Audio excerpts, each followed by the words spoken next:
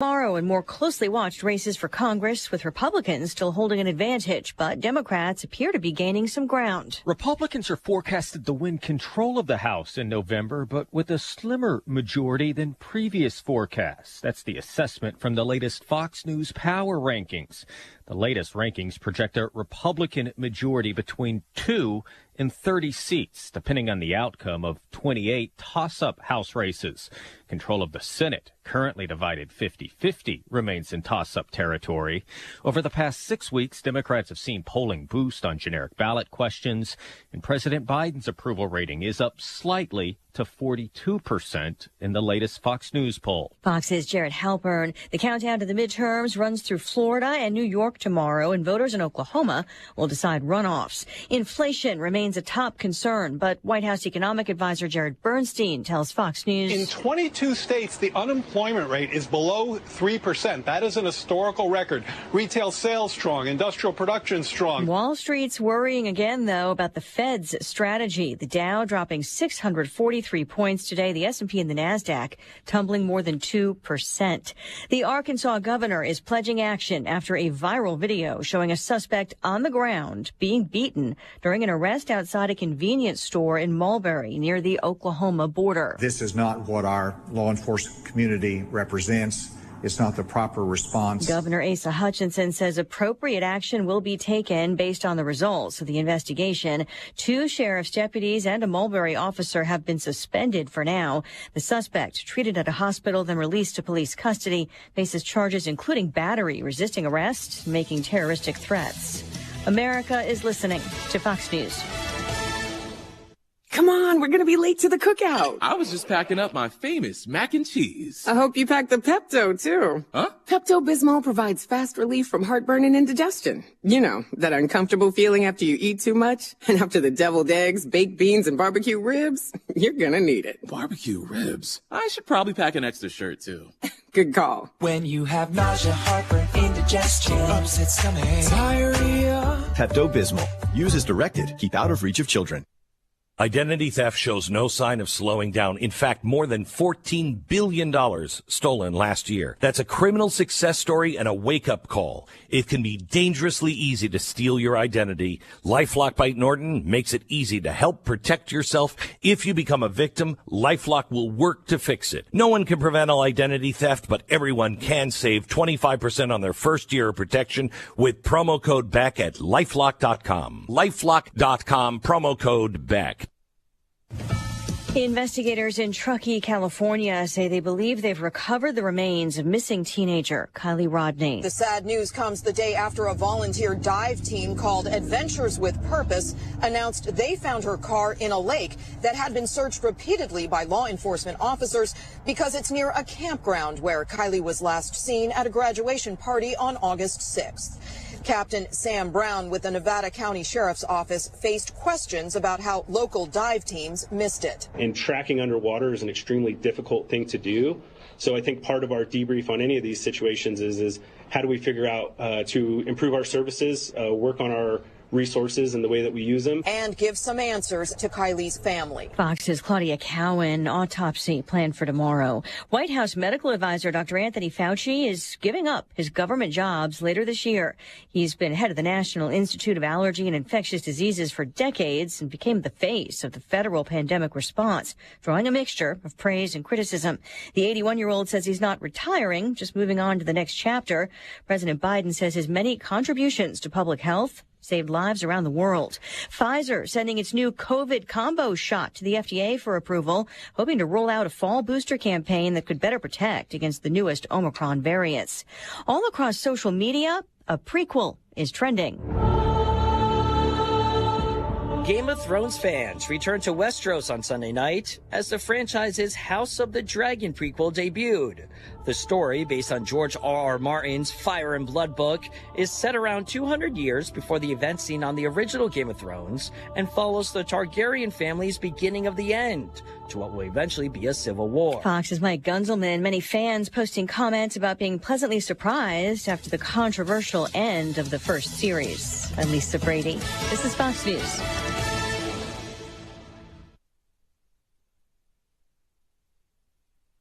Okay, everyone, let's check weather. For East Central Illinois, Champaign-Urbana is Saturday, real quiet. Mid to late summertime weather pattern around these parts for the foreseeable future. What rain we got, and in some spots in Central Illinois, it was quite vigorous, stormy, and action-packed on Saturday. Pretty sedate and quiet weather picture for this week, with just a mere mention of a shower in a couple of spots throughout parts of the Midwest here on Saturday. And again, in our local area early next week on Monday, it should be a good go of it with temperature readings perhaps close to 80 degrees at kickoff time come next Saturday. Some patchy fog around early on this morning, mostly sunny, 81 with a light north wind. We'll bottom out clear and comfortable tonight, 58. Sunny, warm again for the day tomorrow. Light north breeze continues on with a high around 83. Sun-filled skies Wednesday, Thursday, a partly cloudy Friday. High temperatures either side of the 85-degree mark will climb into the mid to upper 80s over the weekend. A little more humidity. Then by Monday, a thunderstorm chance with high temperatures close to 90 degrees. For Stephen J. Broadcasting, I'm meteorologist Greg Solgay.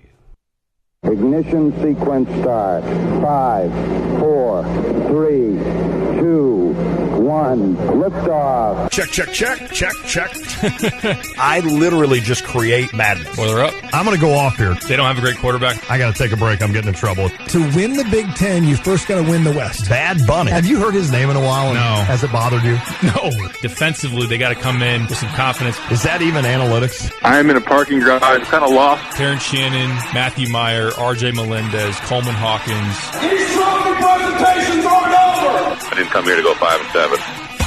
I'm so proud of Illinois football right now. I'm so tired of Joel Embiid. We're not taking Patrick Corbin. I want to bet the Bears. Oh. You are Reba McEntire's niece. Roshan Russell. Coach Bielma. You no longer salute to yourself. What?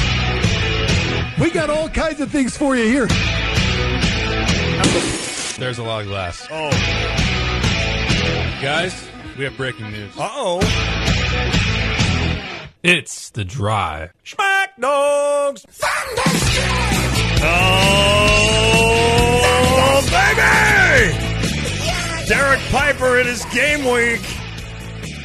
And boy, am I in a tizzy, and I'll tell you why here in a second. It is the Drive with Tay and Piper. I'm Lod Tay. He is Derek Piper.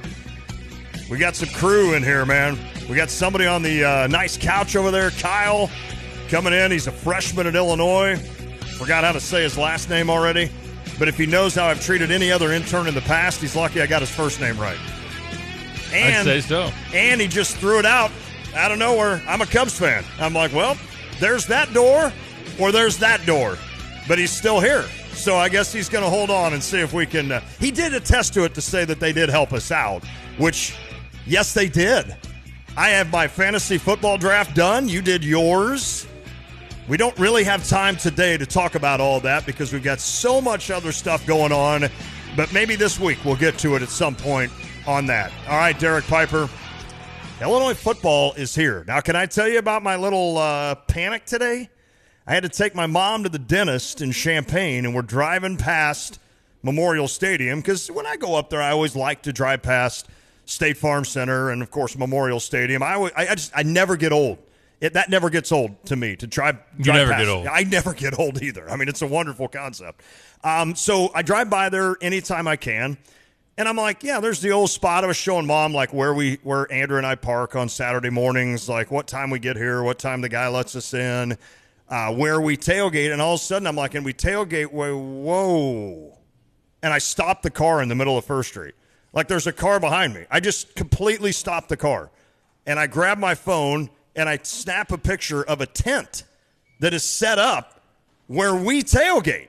And I'm like, wait a minute. That's a problem. I don't think that tent's supposed to be there. Now, there's always the one on the, what would that be, south side of Lot 31, because that's, I think, the Alumni Association tent. That's always there, right? I have no problem with that one. But then this other one was going north and south, cutting right through our tailgate spot. And I'm like, I don't think this isn't going to work out.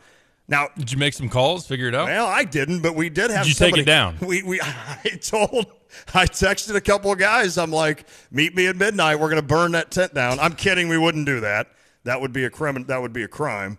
No, but it turns out you wouldn't have to burn because then the ashes are just going to be where you're tailgating it. You should just move it. Just move it. We'll just move it. Yeah, it'd be a lot of work though. That's true. It turns out we did make a call actually.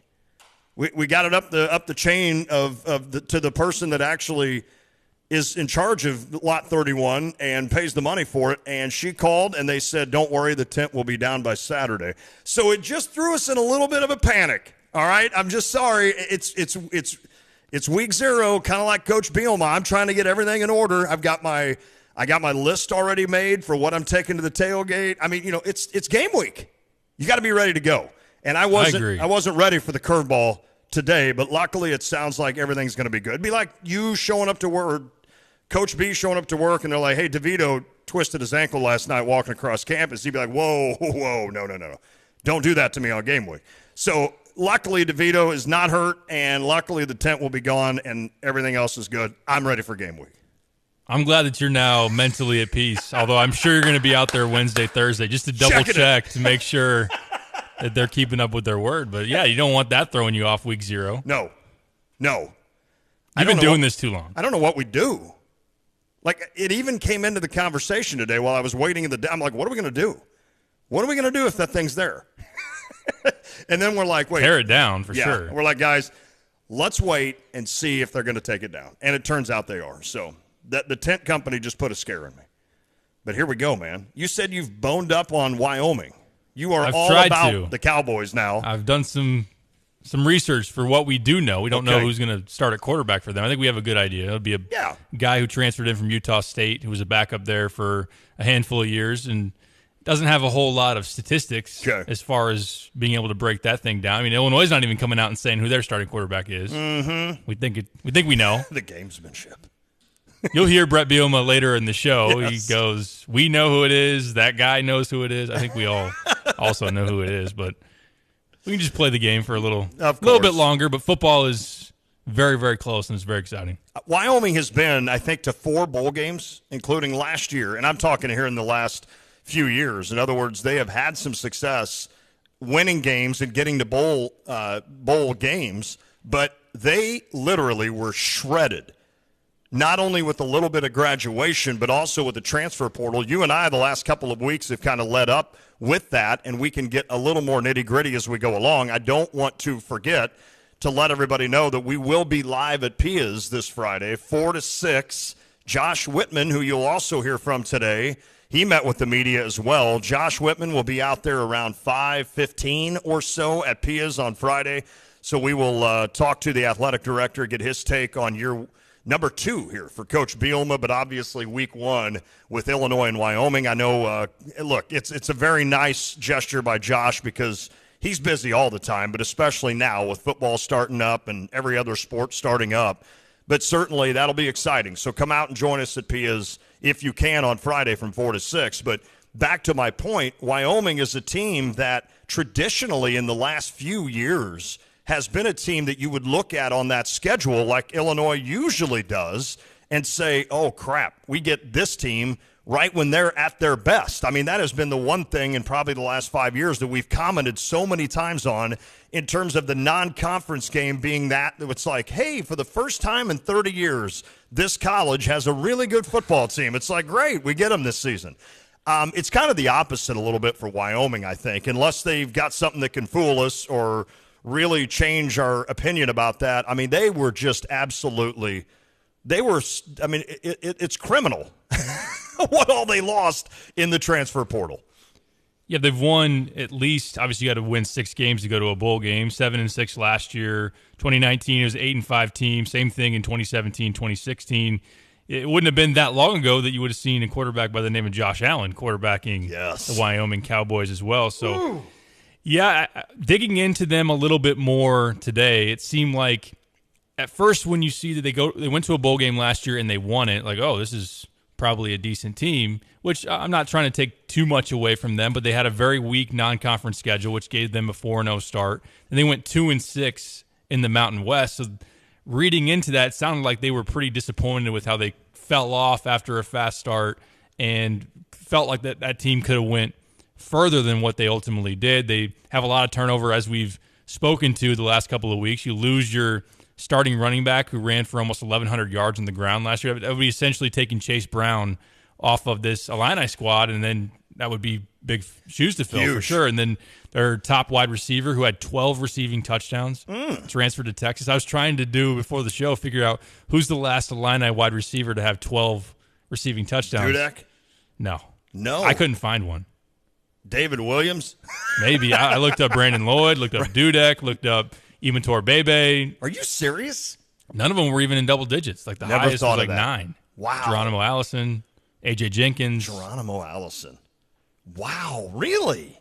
So it's been a while. That speaks to his ability to obviously in the red zone and whatnot. It wasn't a very strong passing team, and the quarterbacks that they did have last year, they'd used 2 of them. They struggled for the most part. They were inconsistent, didn't have good touchdown to interception ratios. But to have a new quarterback, to have replacements at those skill positions, and then you look defensively, they didn't have as many losses, although they lost their top 2 corners.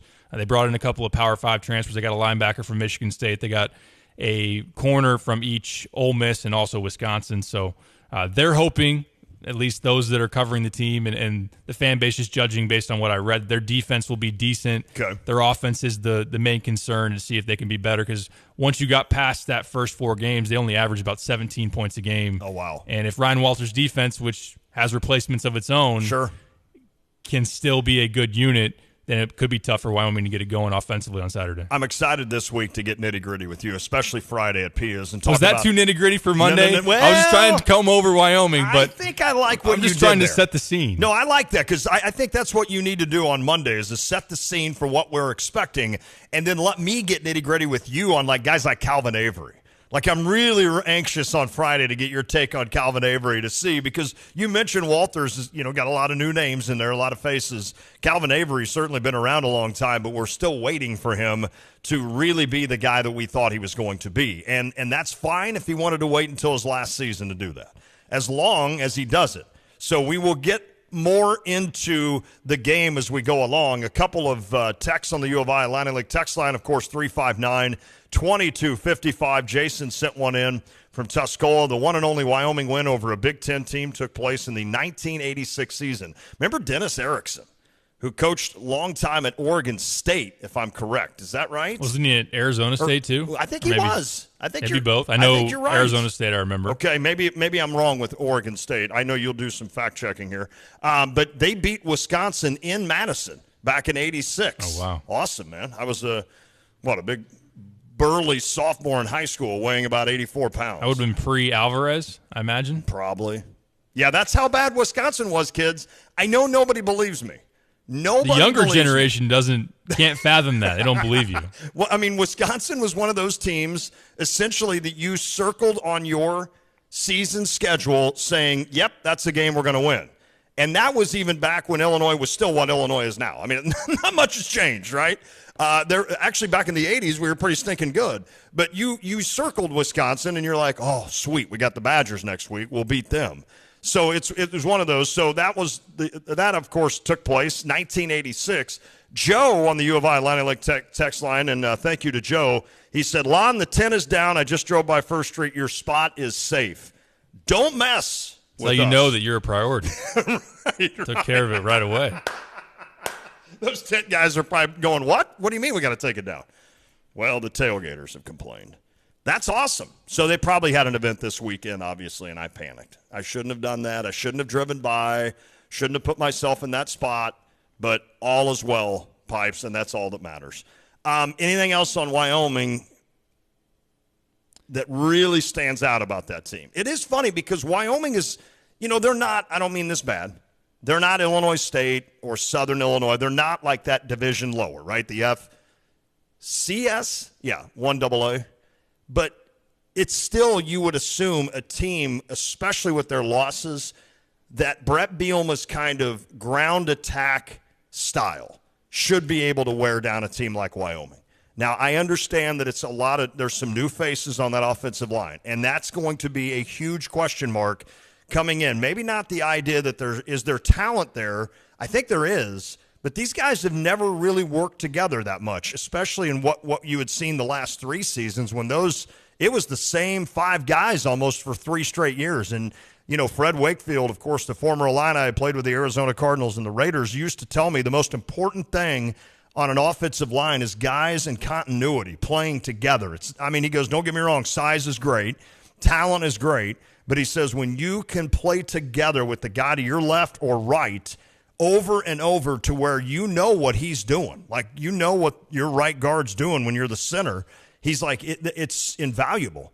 And that's one thing Illinois had the last 2 or 3 seasons. This year, that's not necessarily the case. You got a new center with Pihlstrom. You got 2 guys on the guards, presumably, 2 JUCOs coming in that have never played with these other guys. So right there, you got your 3 interior are all new guys to assist him. Brett Bielema wants to wear you down. We know that. He's not shy about telling you that. I think that's something that it's a good probably first test against this Wyoming team to see how this offensive line will handle things. And like you said, just give the ball to Chase Brown, give the ball to Josh McCray and whomever else, and let them do their work. It's one of those you'd expect to be physically dominant up front right away against the team. Mountain West is a good football conference. Sure. It's not at the level, obviously, of the Big Ten, but it's a step above if you were to be facing a Eastern Illinois or an Illinois State or whatever that might be. I'm not going to throw your Salukis in there just to I appreciate it. I don't want to ruffle your feathers on a Monday here. But also on the flip side, you got to give Wyoming a little bit of credit with what they've built with their program. I mean, for as much as we can poke fun at how unfamous the famous Idaho Potato Bowl is, they've won it twice within the last 5-6 years. They also won the Arizona Bowl. So that's 3 bowl wins within the last 6 years. You can talk about what bowl game it's titled. Illinois fans would trade you for that, for what they've experienced here within that same window. But no doubt. Yeah, you would hope it needs to be proven that your JUCO transfers at Pihlstrom will still make that offensive line a big strength for you, and that you'll be able to impose your will and run the ball and play off of that. Now, of course, the next step in, you would imagine Wyoming's going to sell out on the run as much as they possibly can and see if Tommy DeVito can make some plays and see if those receiving options, you throw in the tight ends as well, will be able to have that. It wouldn't be an entire balance. You're not going to be 50-50 run pass, but then to make it something that they actually have to think about. And then, but you would think that Illinois, being at home, Power 5 team, so many newcomers from Wyoming, would be able to establish that, to be physically dominant and just be able to be in control of the game. That would be the ideal game script for Illinois. We'll see if that plays out. That'll be fun, and we'll kind of get more on that as we go. Illinois currently a 10 or 10.5 point favorite going into this weekend. What do you think of that line? Pretty fair. A lot of question marks for Illinois. I like it for Illinois, but you got to make sure they'll score enough points. Yeah, that's true. That's a good point because, you never know. And especially when you're relying on wearing teams down with the ground game. Who knows? Maybe Lunny, obviously with the new offensive coordinator, maybe he comes out and says, all right, they're expecting us to run. We're going to throw the first 10 times. Who knows, right? You never know. But if it works, it works. And I'm fine with that if it does. We will hear from Brett Bielema coming up. He met today with the media. And, again, game week, it is just like it was last season, where Brett Bielema meets with the media on Monday. He then meets again on Thursday to give us some kind of fresh stuff on his team. And whereas starting next week, well, actually not next week because Indiana won't have played, but normally that Monday is a little bit of a recap of what his Illinois team did. So we will have that coming next Monday. And, of course, next Monday from 4 to 5, we have Jay Lehman in here. That is always an interesting time. So just don't forget that. Starting next week, Jay Lehman in the house from 4 to 5 every Monday. It is must-listen-to radio, and it is awesome when Jay gets rolling. And you know he will. He'll come in hot and heavy. So we've got all that coming up. We will play some Brett Bielema today. Both coordinators, Barry Lunny Jr. and Ryan Walters, met today with the media. We're not going to hear from them today. We're going to kind of save that as we go along this week. But Josh Whitman had some really good stuff to say. So, again, we'll hear him on Friday. We'll kind of bookend Bielema for Monday and Thursday. We'll bookend Whitman here for Monday and also Friday. So we'll hear from him as we roll along. A lot to get to today on that. Can I mention the red-hot St. Louis Cardinals?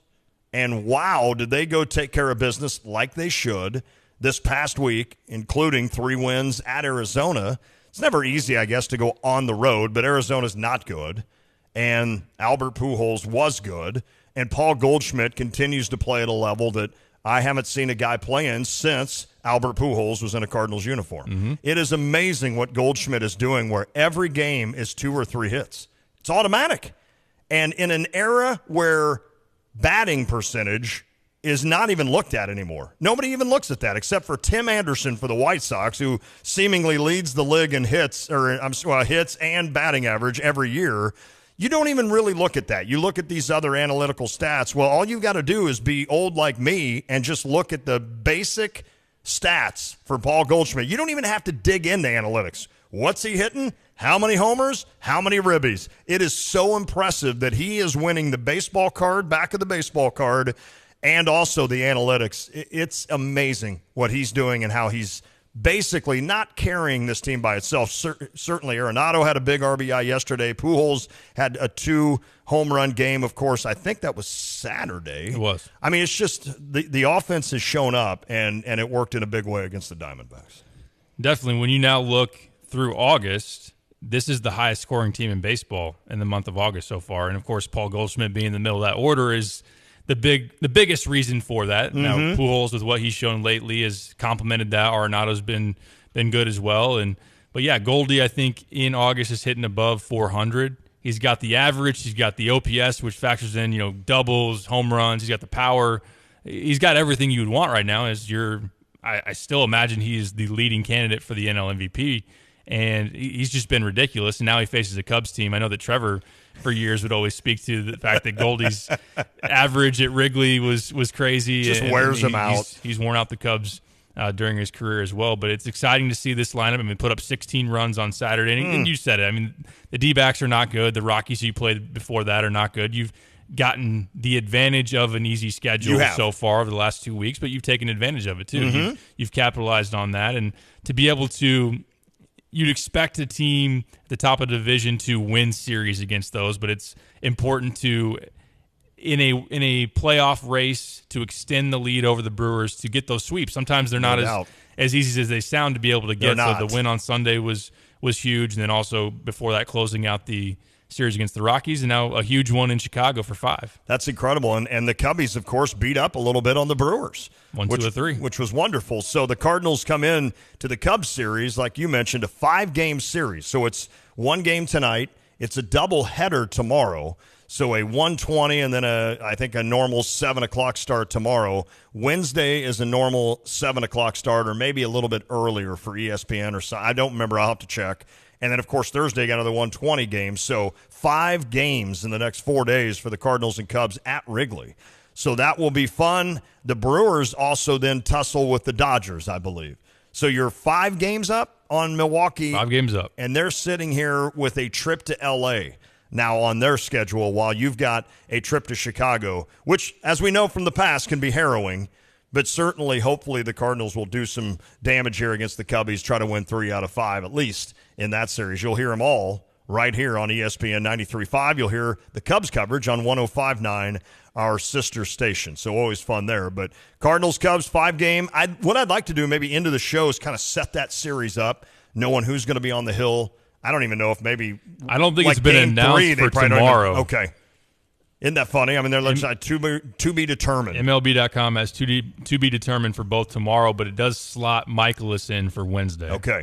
And then tonight, Jordan Montgomery goes against Drew Smiley. Sweet. Now, Quintana got touched a little bit. First time. We're like, whoa, you're not supposed to – hold on. Do you think something like this happens to Montgomery? He gave up a few runs his last time out, but overall he's been dynamic. I've been pretty confident in what he's shown. I mean, he's not going to – just go out the rest of the year and have like a 2 ERA and just dominate. But I think that the way that he's thrown, it would make sense.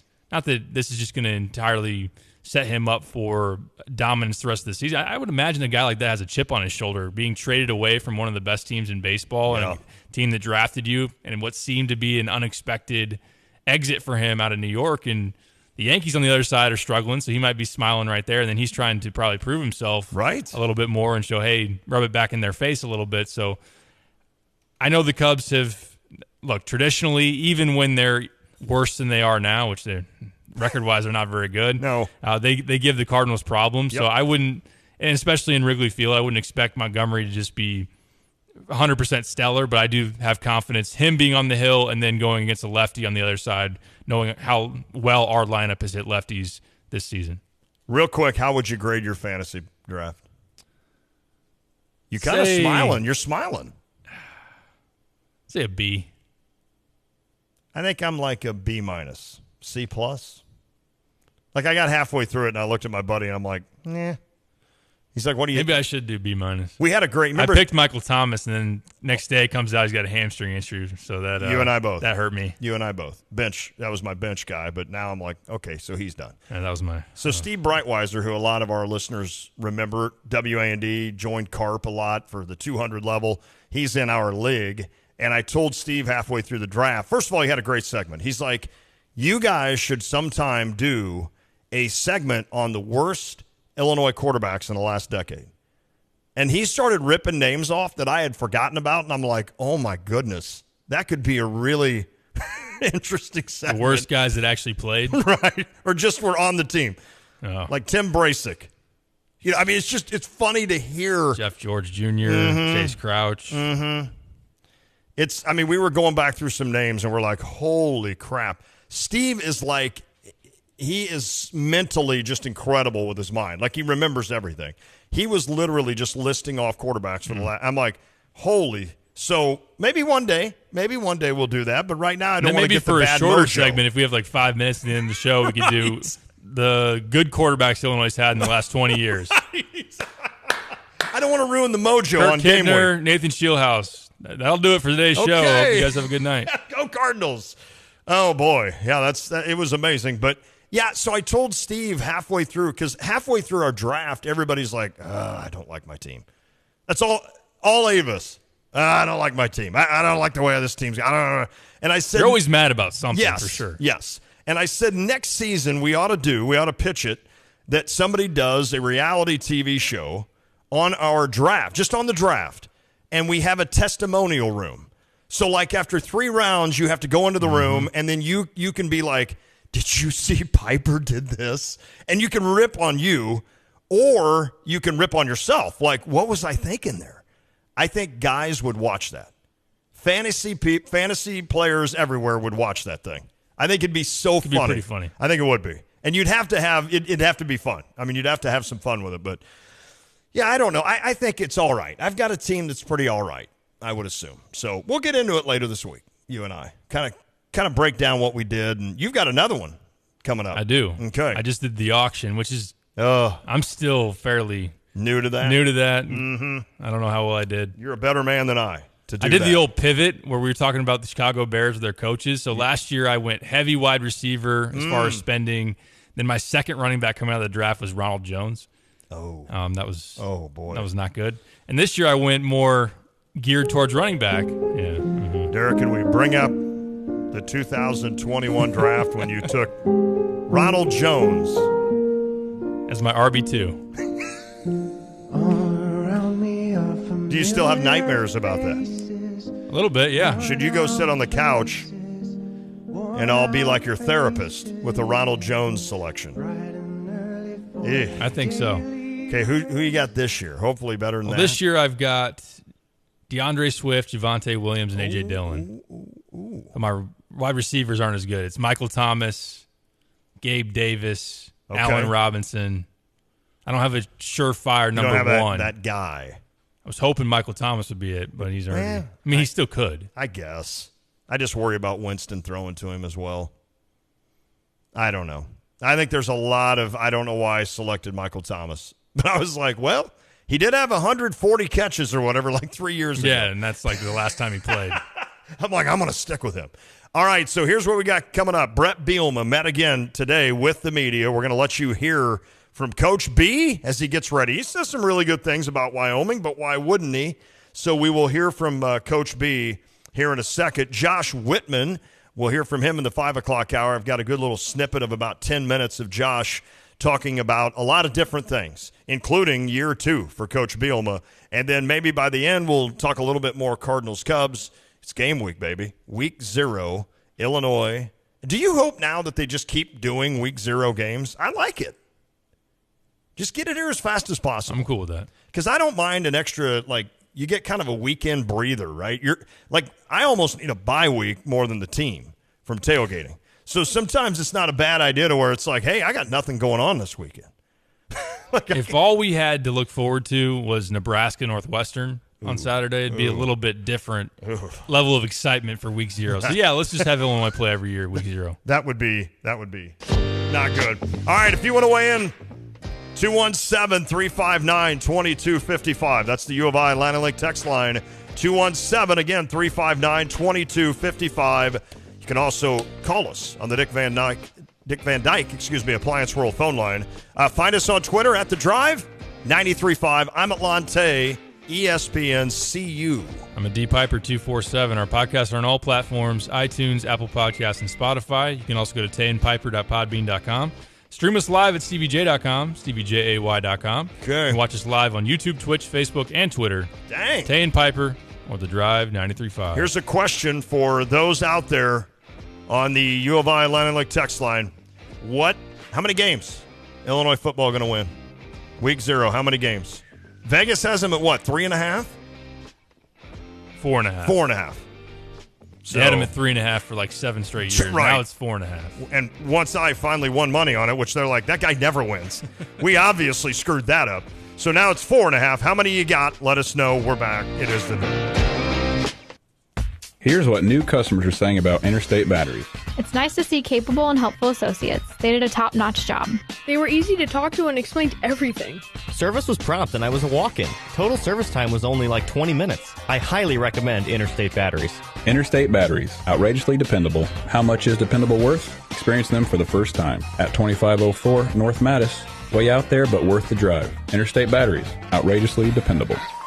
Visit interstatebatteries.com. If you're looking for a space for special events, Homegrown Restaurant is now booking. Catering events, banquets, weddings, holiday parties, taking your reservations now. Homegrown is a farm-to-table restaurant at the Atkins Golf Club at the University of Illinois that has plenty of terrific space for that special day with incredible photo opportunities around the golf course. And they can seat up to 200 in their beautiful banquet room. So call Homegrown today, open 7 days a week from 11 a.m. to 10 p.m. right off Route 130 and Windsor Road in Urbana. Open at 10 a.m. on Saturday and Sunday for brunch. For more, visit eatathomegrown.com. Heading back to school? At Merle Norman, we know you want to look your best for what's ahead. So how about some fabulous new makeup? Whether you're going to a football game, dance, or first date, you'll be totally on trend with the hottest shades for eyes, cheeks, and lips. From earthy neutrals to bold brights, we'll help you create looks to match every new outfit. Show off your wild side, go glam, or keep it sweet and simple with a free express makeover. Visit Merle Norman at 706 West Market View Drive in Champaign over by Subway. Stevie J Broadcasting's Law Enforcement Official of the Month, brought to you by Crossroads Contractor Supply. Well, every month we celebrate law enforcement. And today from Champaign County Sheriff's Office, it is our good friend Sergeant Jeff Verkler. I've been doing this 26 years. He is the sergeant, now working days after 16 years at night. So why did you get in this field of work? I luckily had the ability, physically, emotionally, to get hired for this job. And for that long a period of time, a quarter century, I still love what I do. And why do you love what you do when you have so many things going on that would say the police are bad? No, I understand. You have to have a thick skin about stuff like that. I still enjoy it. It is different every day. It's important work. It's exciting, the adrenaline rush at times to go to important calls. The biggest reward is when you can help somebody who cannot help themselves. Specializing in tools and equipment delivered within a 150-mile radius of Champaign-Urbana. Visit Crossroads Contractor Supply, IL.com. Out here in the great outdoors, taking care of yards. Nothing like it. Listening to my favorite radio station between stops. Nobody looking over my shoulder. I work for Spring Green. I'm my own boss. Full-time, health benefits, matching 401k, overtime, sales bonuses. I am the man. Spring Green is looking for you. Want to work for the #1 locally owned lawn service company in Central Illinois? Apply at spring-green.com or by calling 359-2111. That's 359-2111. Hey, this is Ben Grice from the Humble Hog in downtown Paxton. And grilling season, it's here. Are you ready? If you're a seasoned barbecue pro or a total amateur, take your meal to the next level. We've got our sauces bottled and ready to go. We've got Rub, the best spices to take your barbecue to the next level. Or if you've got a big crowd, we even have extra meat. Dine in or take it home. It's super quick. You can order our sauces and our rub online at humblehogbbq.com. Join the team at Stevie J Broadcasting as we take radio shows live in support of our Illini. Win great prizes and enjoy the food and drinks with friends as we head to Pia's of Springfield and Madison Champaign the afternoon before the big game. Our U of I Athletic Director Josh Whitman joins us Friday, August 26th, just after 5. Wear your orange and blue with the staff at Pia's Sports Bar and Grill and US 1059.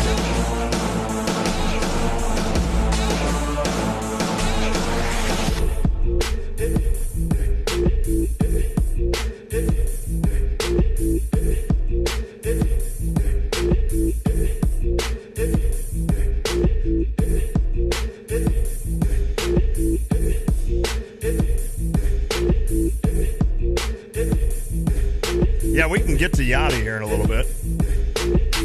Not impressed. Not impressed at all, Mr. Molina. Did he just lose your Hall of Fame vote? No.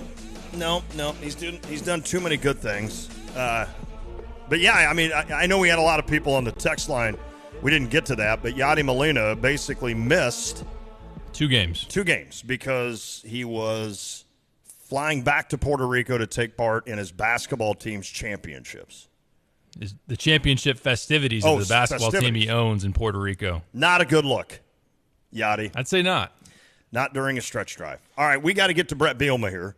He met today. It is week 0. This is important stuff. I know sometimes you probably listen to Brett and you're like, this is game week, right? He's still not throwing everything out, but certainly he had some good things to say about this team as he gets ready for week 0. Here is your Illinois football coach. And a couple guys wear you guys down.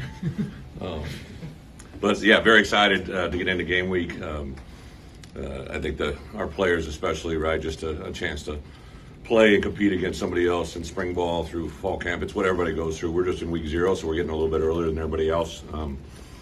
Really excited for our players, our coaches, but just Illinois football in general, which obviously includes the University of Illinois, the Champaign-Urbana community, all of our fans and alumni. There's a really good buzz going with our players. Buzz doesn't actually equate to wins, right? But I do like the excitement, the energy, just the general feel of what our guys are doing. There's so many little indicators for me as a head coach. A year ago, you guys had asked me, how do you feel? It's different from the spring, and there's definitely just been a consistent evolution to get to where we are right now. And I couldn't be more excited. I've been doing this for quite a while as a head coach. I believe I'm going into my 14th year, and just to see what I've seen happen since last fall when we got done through the portal process, through spring ball, through fall camp now, and to get into game week. There's been a time when I've been more excited. I'm talking after a Big Ten championship and projections to win one. This group of guys is very special, and I think it's going to be one of those type of years. Coach, how's the health of the team going? You know what? I've been very. We got a Medwood podium. Just met with the docs yesterday. Have been very impressed with not just our overall health, but just our ability to handle the moments that have popped up. Had a couple soft tissues. Had a couple guys with concussion systems that worked their way through it. But T-Raw was really the only guy that came into camp limited. Sean Miller was limited, but he got cleared. He took a couple pops, direct hits on that shoulder during scrimmaging, so we're 100% sitting on ready. There's a couple guys that are soft tissue that I think will be cleared by midweek, but for the most part, we're overall very healthy. Brandon, on the starting quarterback position? The starting quarterback position. It took 2 questions. I know who the starting quarterback is. The starting quarterback knows who the starting quarterback is, and our team knows that, right? I think our guys understand the value of these first games, what it allows us to do. I think we learned it last year firsthand, that sometimes to show up on game day and let everybody see the University of Illinois unfolded for the first time in reality is a good thing, so we'll kind of stick to that messaging. But I would say the 2 top candidates, I've been around Art for obviously a full season now. I think the concerns that we had going in the first place when I told Art that we were going to go after a quarterback that was going to be a portal quarterback, I'm very upfront with our players. I think one of the things I greatly respect is relationship that I have with our players and being honest, full throttle. And I told him, specifically about Tommy, right? And Art's reaction then is the same that it is right now today. I think he wants Illinois to be successful. He obviously has individual dreams and goals, but those two have built a relationship that I've seen a lot of good quarterback relationships. Those two are, as you know, they're kind of unique, different people, right? From the same area of the country and all that, but two kind of different guys, but they get along extremely well. To watch their interaction during practice, to see them, hear them compete is awesome. And I would say both of them, obviously I've known Tommy less, but both of them are playing as good at football right now today as I've ever seen either one of them play. Give an update on Luke Ford.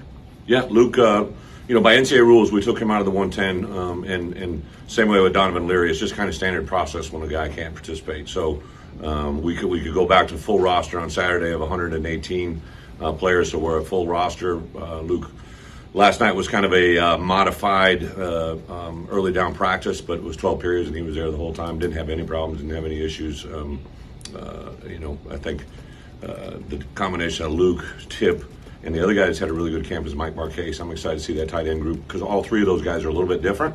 And you throw in Griffin Moore, who's playing really good football.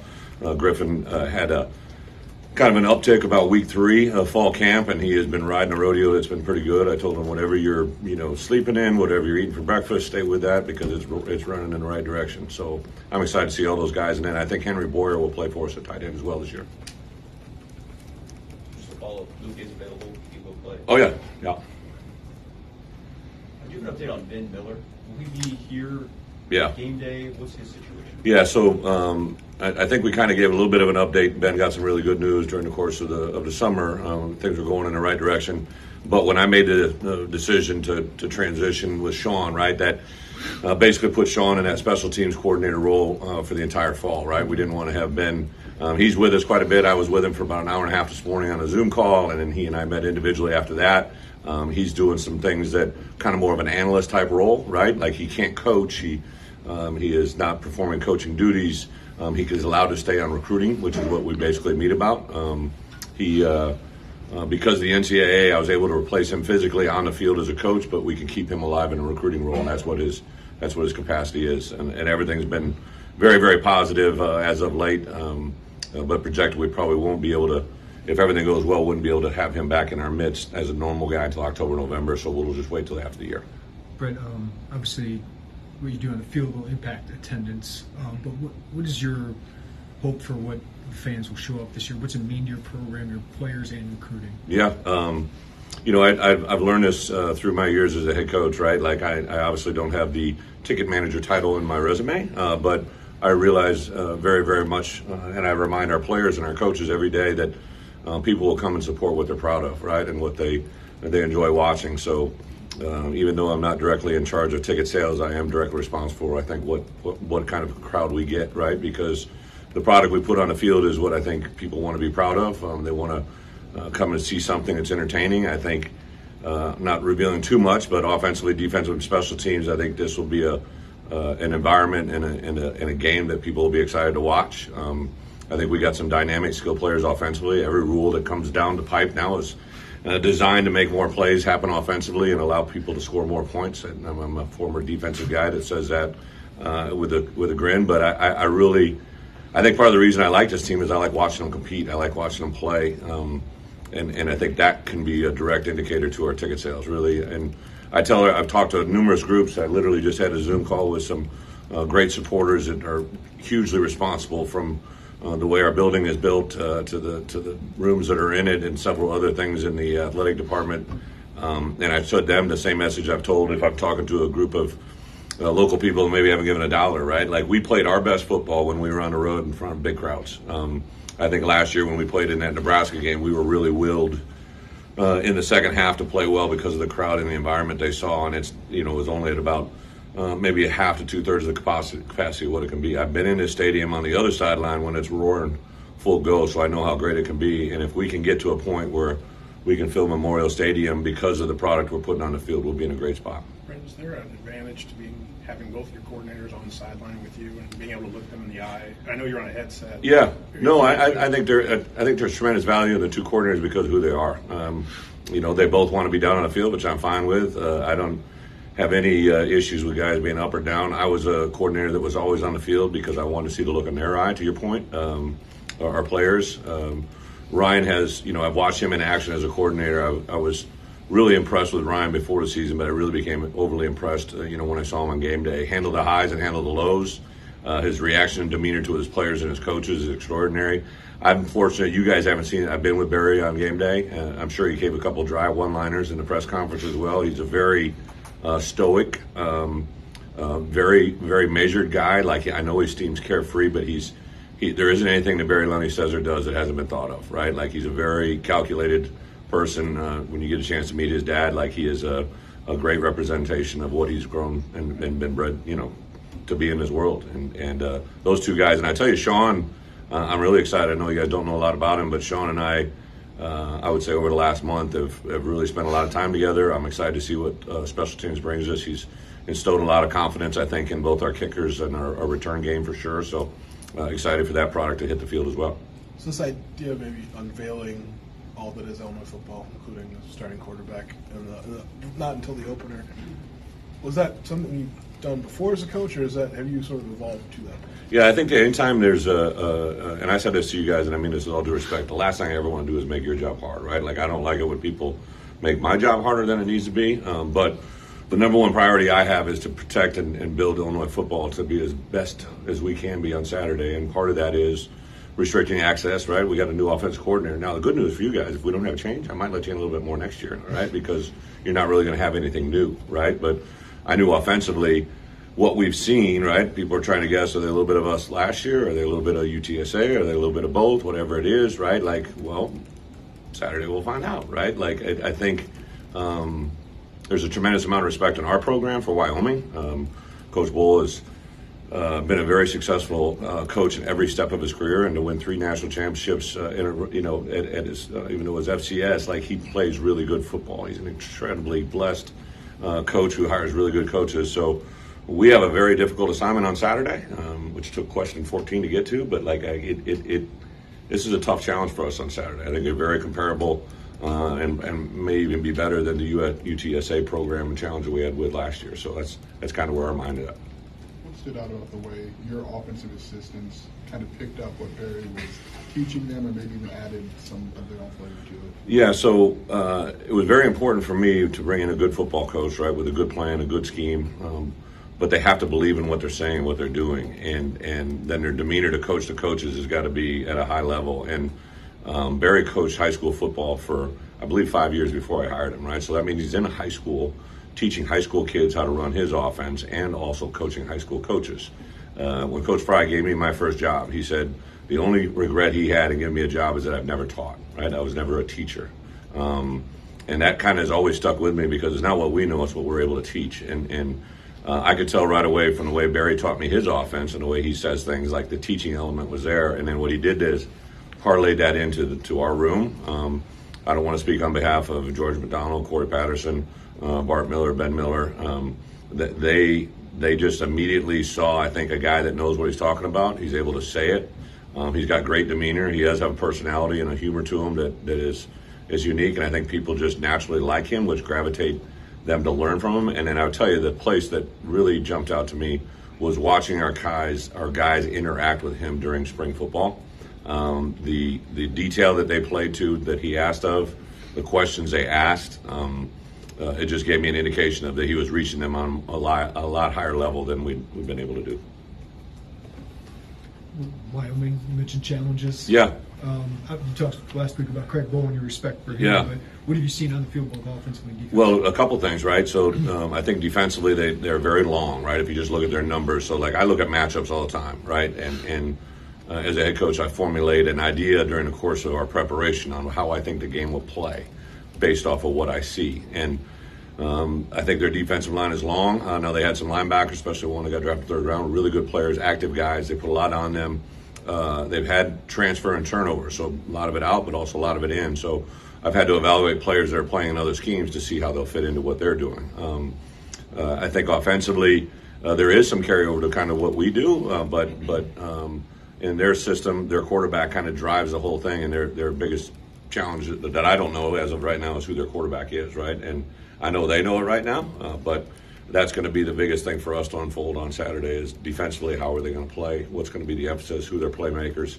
And then special teams, I think, will be kind of a continuation, but you don't know who their return guy is going to be and, how that's going to play in the kicking game. In game week, how do you, like for the first game, how do you go about naming other starters? I mean, everyone wants to talk about quarterback, but depth chart, you put it up, you do in a team meeting saying, hey, that offensive guard this week, we're going with these guys. Do you meet individually? How do you do that? Yeah, Robert, great question. I think I know I say this, and you guys probably take me for what I'm saying, or you may say, he's just kind of full of it, right? But, I treat all positions the same, right? Yes, I'm not unveiling QB1, but I'm also not unveiling who our starting Mike backer is, right? We got 3 linebackers who are good players, right? C.J. Hart, D'Arcangelo, and Tariq Barnes.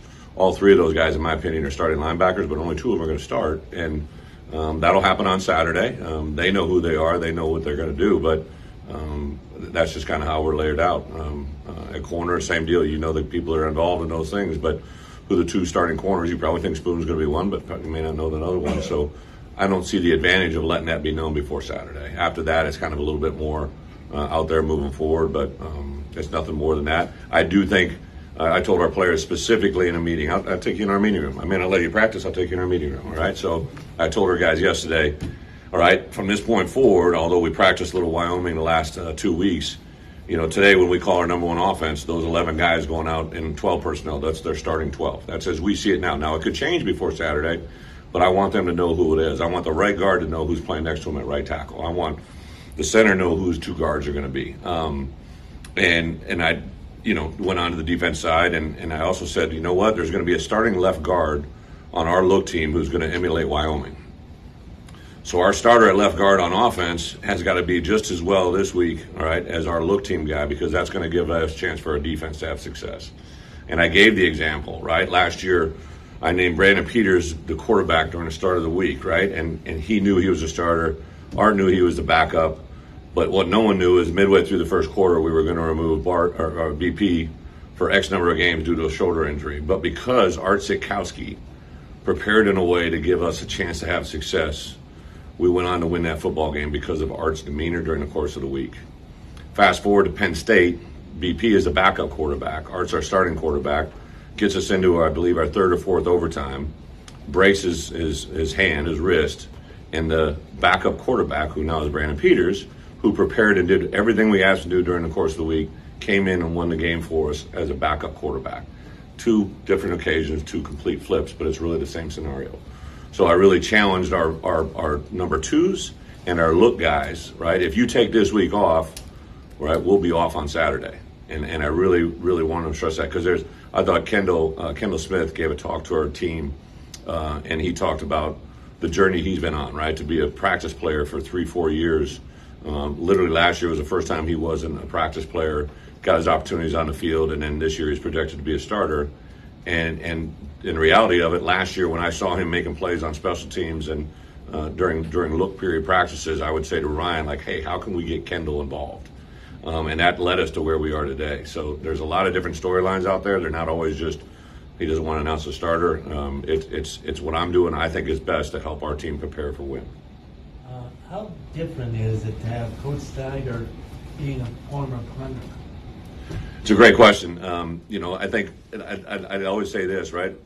Barry Lunny played quarterback, right? So I think he has a perspective to that position is very unique. Most quarterback coaches that I've been around were also usually former quarterbacks. The same thing carries into now with Sean Snyder. He was a tremendous punter. He was also a kicker.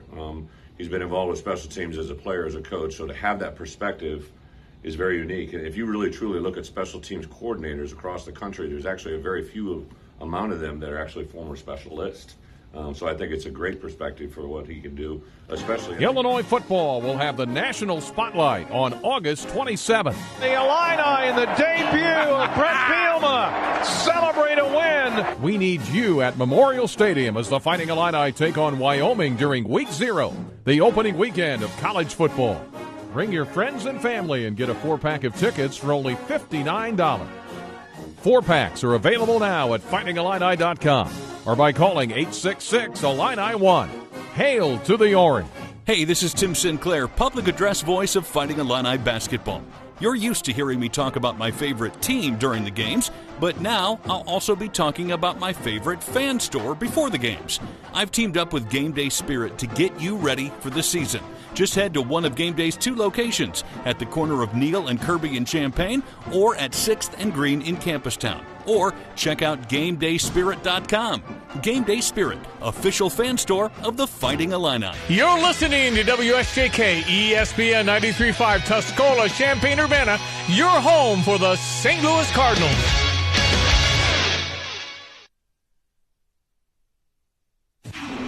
This is a Fox News alert. Another legal maneuver. I'm Lisa Lacera. Former President Trump has asked a federal court to temporarily block the FBI from reviewing the materials it seized from his Florida home until what's known as a special master can be appointed to oversee the review. That is a neutral third party. It could be a lawyer that's not connected to the case or a retired judge that gives a third party neutral view into the case as far as evidence, documents, just to make sure things are done from 30,000 feet in the air. Fox's David Spunt. Dr. Anthony Fauci says he's stepping away from his government roles at the end of the year. He became the face of the federal response to the COVID pandemic, attracting praise and criticism alike. Now Dr. Anthony Fauci says he will step down as director of the National Institute of Allergy and Infectious Diseases in December. Fauci will also depart as President Biden's chief medical advisor. Fauci says he is not retiring, but after more than 50 years in government, wants to pursue the next chapter of his career. In a statement, President Biden thanked Fauci, saying his many contributions to public health saved lives in the U.S. and around the world. Jared Halpern, Fox News. Authorities in Northern California say they think they have found the body of Kylie Rodney, the teenager who went missing after a party 2 weeks ago in a vehicle submerged in about 14 feet of water in the Prosser Reservoir. My understanding is the vehicle was upside down. That also makes it more difficult. And if silt and things come up above, that can also make things difficult. Captain Sam Brown with the Nevada County Sheriff's Office. Divers with the volunteer search group Adventures with Purpose say they discovered the teen's 2013 Honda CRV using sonar technology. Authorities in Oklahoma City say one sheriff's deputy was killed and another wounded while serving eviction papers at a home on the southwest side of the city. America is listening to Fox News.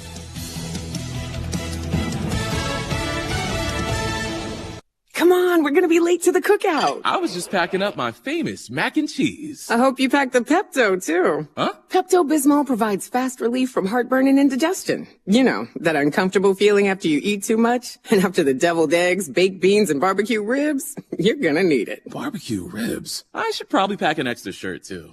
Good call. When you have nausea, heartburn, indigestion, upset stomach, diarrhea. Pepto-Bismol. Use as directed. Keep out of reach of children. Identity theft shows no sign of slowing down. In fact, more than $14 billion stolen last year. That's a criminal success story and a wake-up call. It can be dangerously easy to steal your identity. LifeLock by Norton makes it easy to help protect yourself. If you become a victim, LifeLock will work to fix it. No one can prevent all identity theft, but everyone can save 25% on their first year of protection with promo code BECK at LifeLock.com. LifeLock.com, promo code BECK. Authorities in New Zealand continue to track down clues in a gruesome discovery from last week. A Korean-born New Zealand woman living in South Korea could be the mom of the 2 kids found dead and stuffed inside a suitcase last week in Auckland. That from a police officer in South Korea who adds they're basing that assertion on her age and her past address. The children, aged between 5 and 10, discovered by a different family who bought a storage locker at an online auction only to realize their gruesome purchase when going through the items. The woman arrived in South Korea in 2018 and had no record of departure since then, a police officer said. Adding New Zealand police want confirmation whether the person might be related to a crime case. CJ Papa, Fox News. A federal judge has rejected a request by Ben & Jerry's to block a plan by its corporate parent to allow its products to be sold in East Jerusalem and the West Bank against the wishes of the ice cream maker's independent board of directors. Authorities in border towns say cartels are now using social media to get Americans to help bring people across cross the border illegally. The police chief of Ensenal, Texas, tells us that he has seen old and young, even professionals like nurses and a lawyer get caught up in this. People who are now lured to the southern border by social media or other online posts, ads placed by the cartels, promising large sums of money if they pick up migrants and drive them further into the country's interior. Sometimes drivers resist, leading to those pursuits and bailouts we've been reporting on, while other times they're stopped with no issue as police and federal agents search for contraband. Fox's Casey Stiegel. The return of the NFL is why the 74th primetime Emmys have been moved from their usual Sunday night slot to Monday. This year's Emmy home, NBC, is giving Sunday, September 11th to the Tampa Bay-Dallas game. Saturday Night Live's Kenan Thompson will host the Emmy September 12th. I'm Lisa Lacera. This is Fox News. Hello again, everyone. Let's check weather for Eastern Sonora, Champaign, and Pan Am this Saturday. Hopefully picked up some meaningful rainfall over the course of last Saturday. Some of the showers and thunderstorms were certainly heavy and severe in some parts of central Illinois. In comparison, in contrast, a much quieter spell of weather ahead for this week and a sneak peek in towards the weekend. Yeah, some summer warmth and humidity back into play, and some of the maps and charts suggesting a stray shower Saturday afternoon. I'll certainly bet against it around here. Kickoff temperatures will be on the warm side Saturday late afternoon. Evening time, still a little around or a hair above 80 degrees. Speaking of which, up to 81, a patch of foggy around early on this morning and a mostly sunny day thereafter. Light north wind, another comfortable night tonight, clear and 58, sunny warm for the day tomorrow, and a high around 83. Sunshine, dry weather continues on for the rest of the work week. Nights down or into the low to mid 60s, daytime highs of again about 83 tomorrow, 84 Wednesday, highs up in the middle 80s Thursday and Friday, mid to upper 80s for the weekend. For Steve and Jay Broadcasting, I'm meteorologist Greg Solier. Ignition sequence start. 5, 4, 3, 2, 1. Liftoff. Check. I literally just create madness. Well, they're up. I'm going to go off here. They don't have a great quarterback. I got to take a break. I'm getting in trouble. To win the Big Ten, you first got to win the West. Bad Bunny. Have you heard his name in a while? No. Has it bothered you? No. Defensively, they got to come in with some confidence. Is that even analytics? I'm in a parking garage, kind of lost. Terrence Shannon, Matthew Meyer, R.J. Melendez, Coleman Hawkins. These stronger presentations aren't over. I didn't come here to go 5-7. I'm so proud of Illinois football right now. I'm so tired of Joel Embiid. We're not taking Patrick Corbin. I want to bet the Bears. Oh. You are Reba McEntire's niece. Roshan Russell. Coach Bielma. You no longer salute to yourself. What? We got all kinds of things for you here. There's a lot of glass. Oh.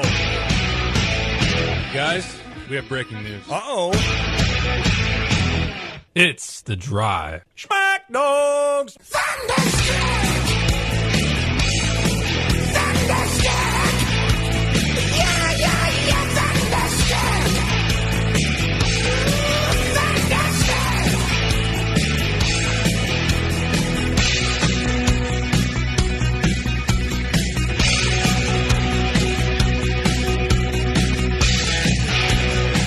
And good evening. I didn't say good morning.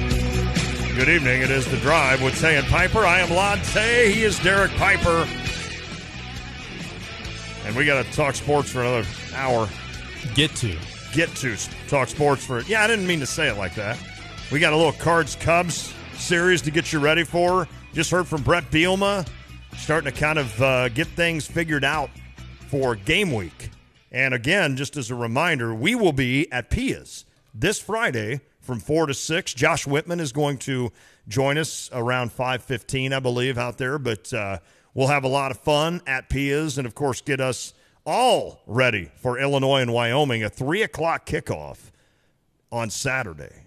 So, Derek, we are, I think, after today, what do we have, 5 mornings left? Have we heard anything at home? Or is this something I shouldn't bring up on the radio? No, we can talk about it on the radio. Okay. Is Haley did buy so we are planning to make our way over there. It's just whether or not you're there week 0 Understood. type of deal. So we got the Carrier. Okay. Trying Kate out in the Carrier. You know, Haley's tried it on, played a minute. I need to try it on. Okay. It would look like The Hangover. Like when Alan's got the baby. He's already got the sunglasses. I would have a bush light in my hand, of course. You got 2 bush lights in your hand. Yeah. One's in the bottle, one an actual baby bottle, one's in the. No, I'm not going to do that. That's awesome. Nobody call anybody. He's fine. No, I will be responsible. Right, I know you will. But no, you guys maybe eventually will kind of work your way over. I got tickets. I do have tickets. Oh, okay. Kind of tough to bring to a baby to a 7 a.m. tailgate when the game's at 3. I mean, that's a long day, right? 12 hours. I don't know the kid's ready for that.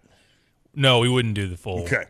I think you gave a good recommendation of go on the lighter side for the first time. Either commit to going to the tailgate and know you might not go into the game, or just show up maybe right before kickoff, go in. And that's what I'm doing. If I were you, I'd get there around 1:45, let's say.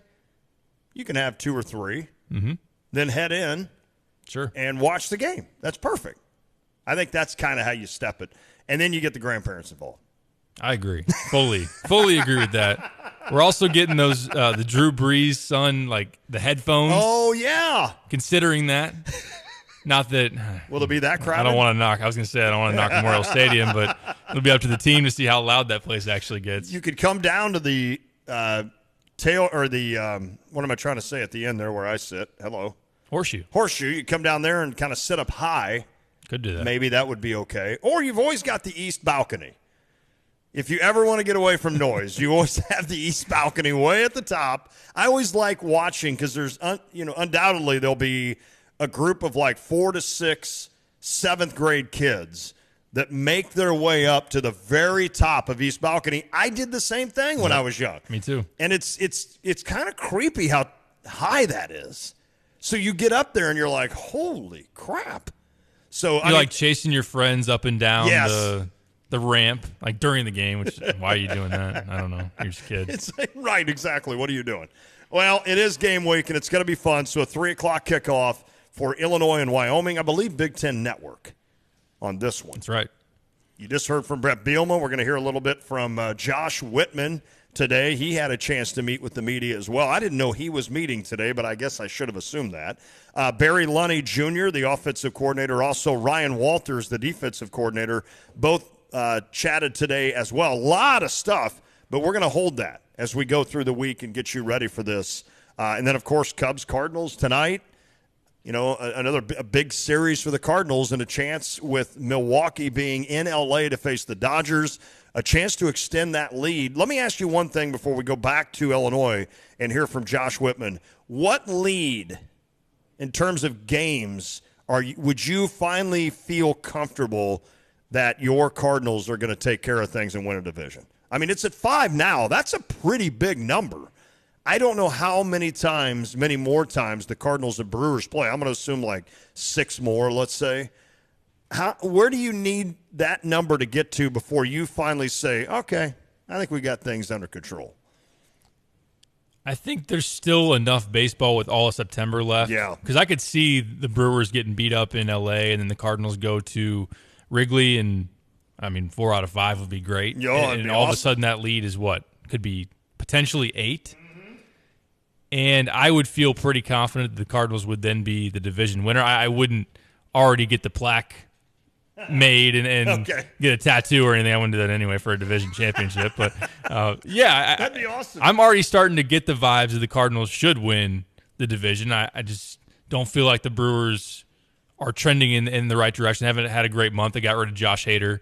But, anywhere close to that 10 mark. Are you going to actually see the Cardinals get out to a 10-game lead? I'm not sure. And I know you're pulling up the schedule right now. Other than the Braves series coming up this weekend, it goes back to being very favorable for the Cardinals end of August and then going into September. Yep. So I haven't compared that to – I've just been looking here in this recent window for the Brewers playing the Dodgers quite a bit and comparing to what their September looks like. But, anywhere in that 8 to 10 range, if it reaches that, I'll be fully expecting the Cardinals to, barring some – I don't want to even say it – some injury or some kind of disappointing, you go to Cincinnati and get swept or anything, I would think the Cardinals would then be your division winner. In the middle of September, the Cardinals and Brewers meet twice in St. Louis. So they will meet on a random Tuesday, Wednesday.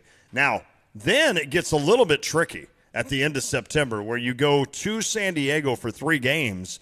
And right now, as it looks in the standings, there's a potential St. Louis hosting San Diego in that 3-6 wild card game. So that is something that obviously the news that had come out about Fernando Tatis Jr. being suspended for 80 games. I know at the time I wasn't in my mind sitting there thinking, oh, sweet, because the Cardinals may be playing San Diego in that playoff series, but certainly that is now something that is realistic. And, of course, then you'd be able to, unfortunately, have to face Juan Soto, Manny Machado, who's a guy that, especially early in the season, was battling Paul Goldschmidt for that MVP. So, but all of a sudden there in the end of September, you've got 3 at San Diego, 3 at the Dodgers. So you take what used to be the West Coast swing. I mean, it used to be a 9-game series where you'd play the Padres, the Giants, and the Dodgers. And you just knew, oh, crap, next week the Cardinals are on the West Coast swing. And you just knew you were going to win 3 of those, and you just kind of you just held tight, understood that you're going to win only 3 of those games and move on. But again, Padres for 3, Dodgers for 3. Then you get a break for a day, and then you're at Milwaukee for 2. That's tough. So that is an 8-game stretch there with San Diego for 3, Dodgers 3, Brewers 2, and those are all on the road. That's a really tough stretch. The one thing I'd say that gives you – I mean, there's a handful of things that are having Cardinals fans encouraged, but when you look at the way the rotation's stacking up, good call. You don't have the, oh, no, he's on the hill tonight, maybe outside of Dakota Hudson. Yeah. And he hasn't been like – he's not Patrick Corbin. Like, he's not a guy that's got a 6+ ERA or anything, but he's not been great. But other than that, I'm not going to say that Quintana is – just this all-star caliber pitcher, right. But he's been rock solid. Yep. And for your 3 or 4, that's great.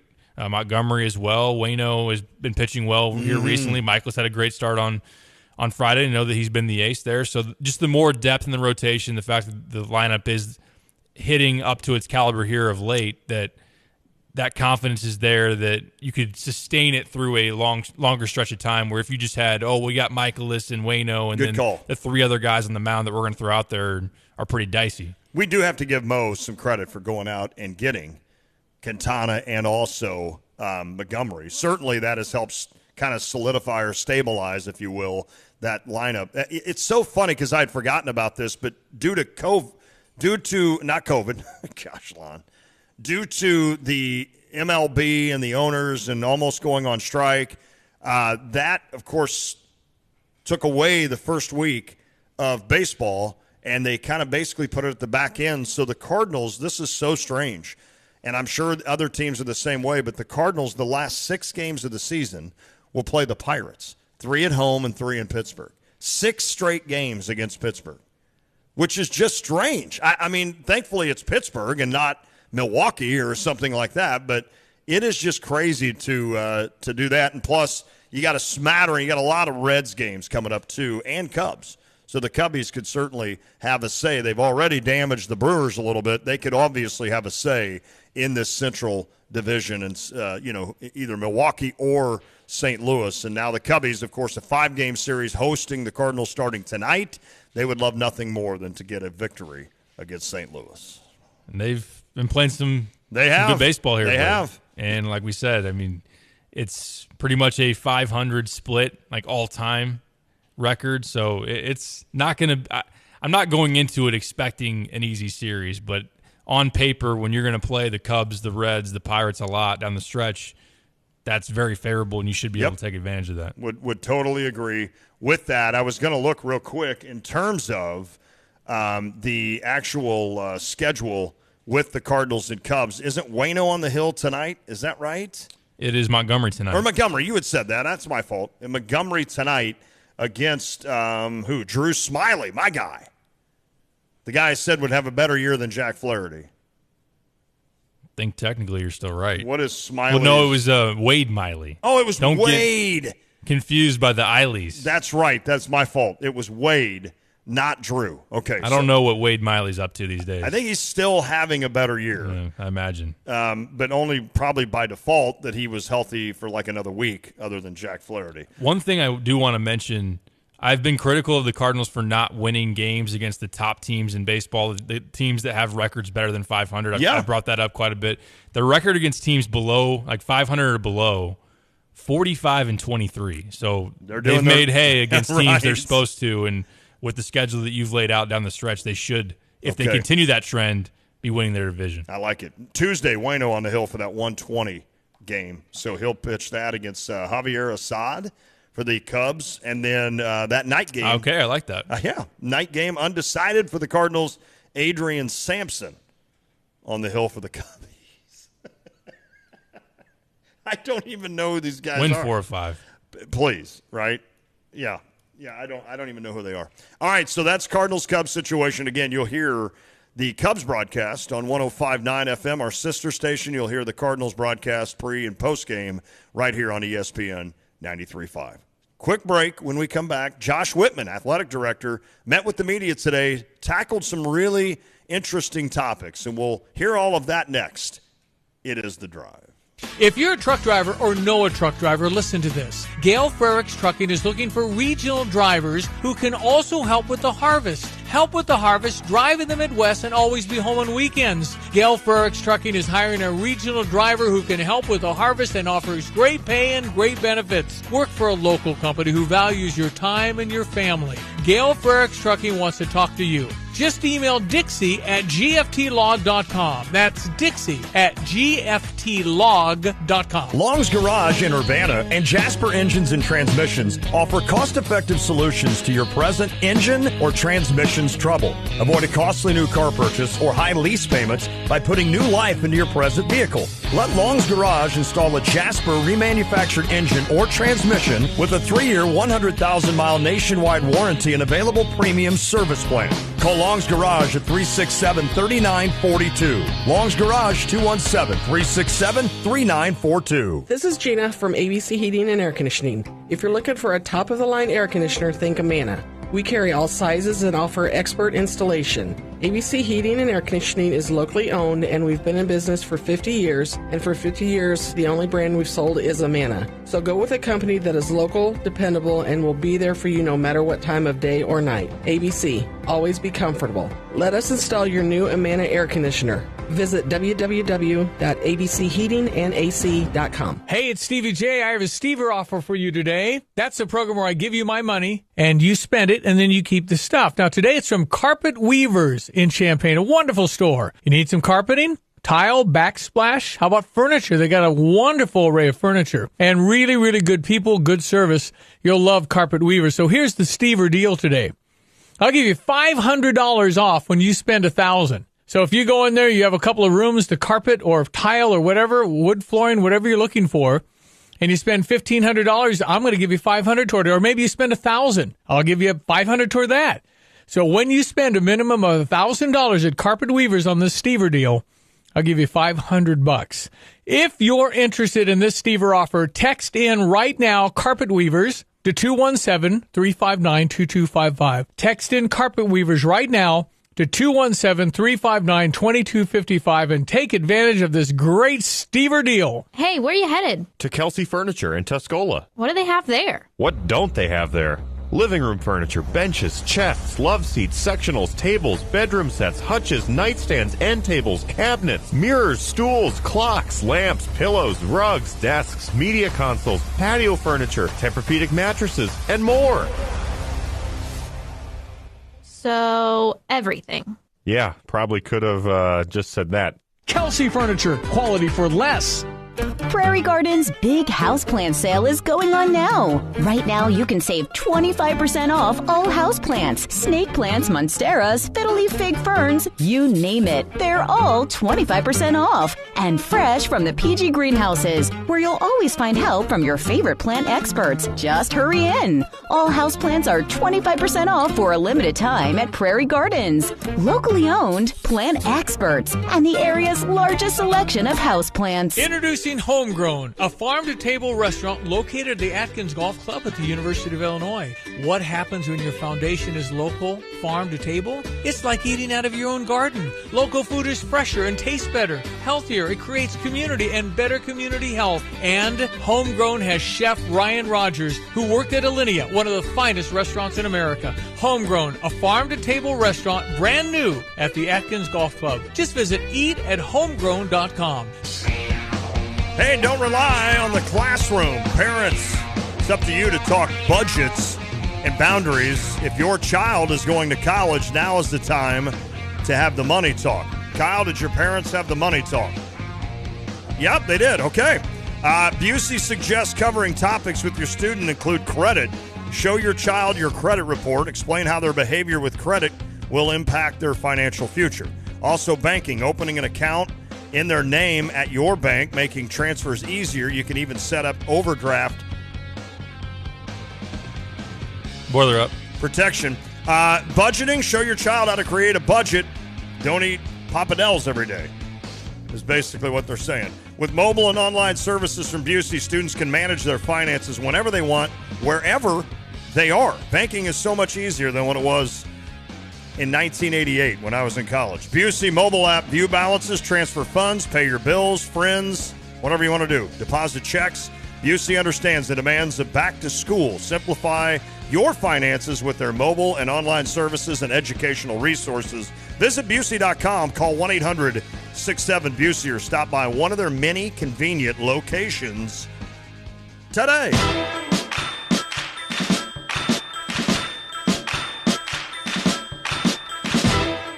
Hey, this hour of the drive is brought to you by Game Day Spirit. Two great locations, Neal and Green Street. Football season is here. Let's go. Get your Illini gear right. Maybe they have Illinois headphones that you could put over Cade's ears. I don't think they do. I know they got a couple toddler outfits. Yeah, they got almost everything. Hats, T-shirts, jerseys.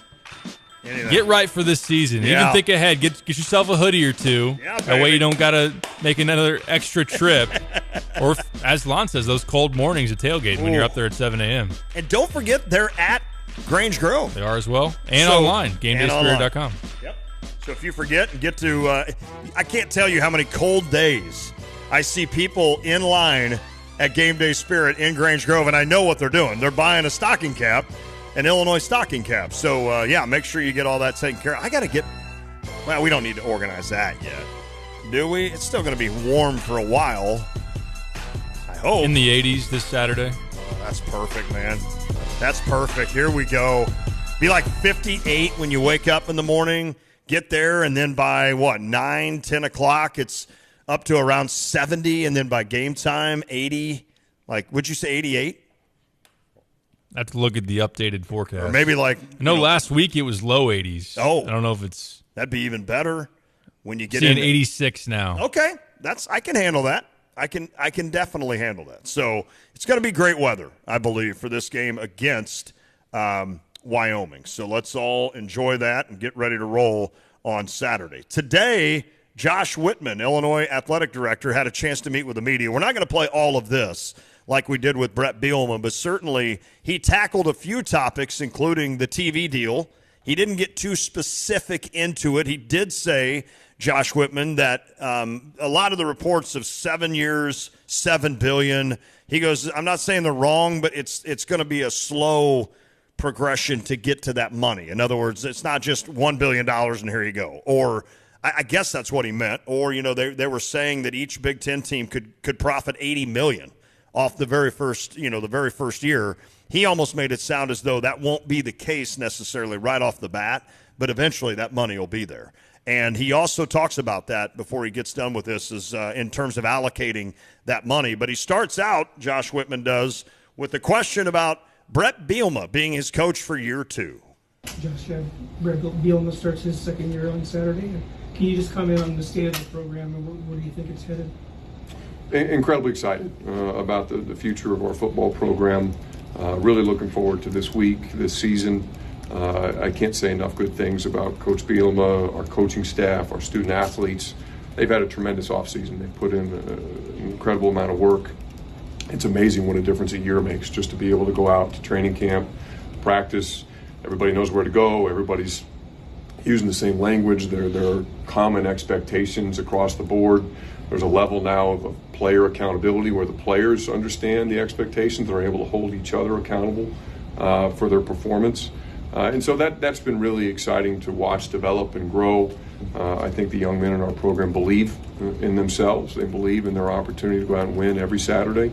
I think as Coach says, and as we've often heard, you're going to respect every opponent. You're not going to fear any of them. And our football program right now, I think, embodies that. And looking forward to seeing them strap it up on Saturday and start to see how these ensuing Saturdays play out. Josh, there was a lot of public relations quotes and language in the deal about trying to dominate Saturday from noon until the end of the night.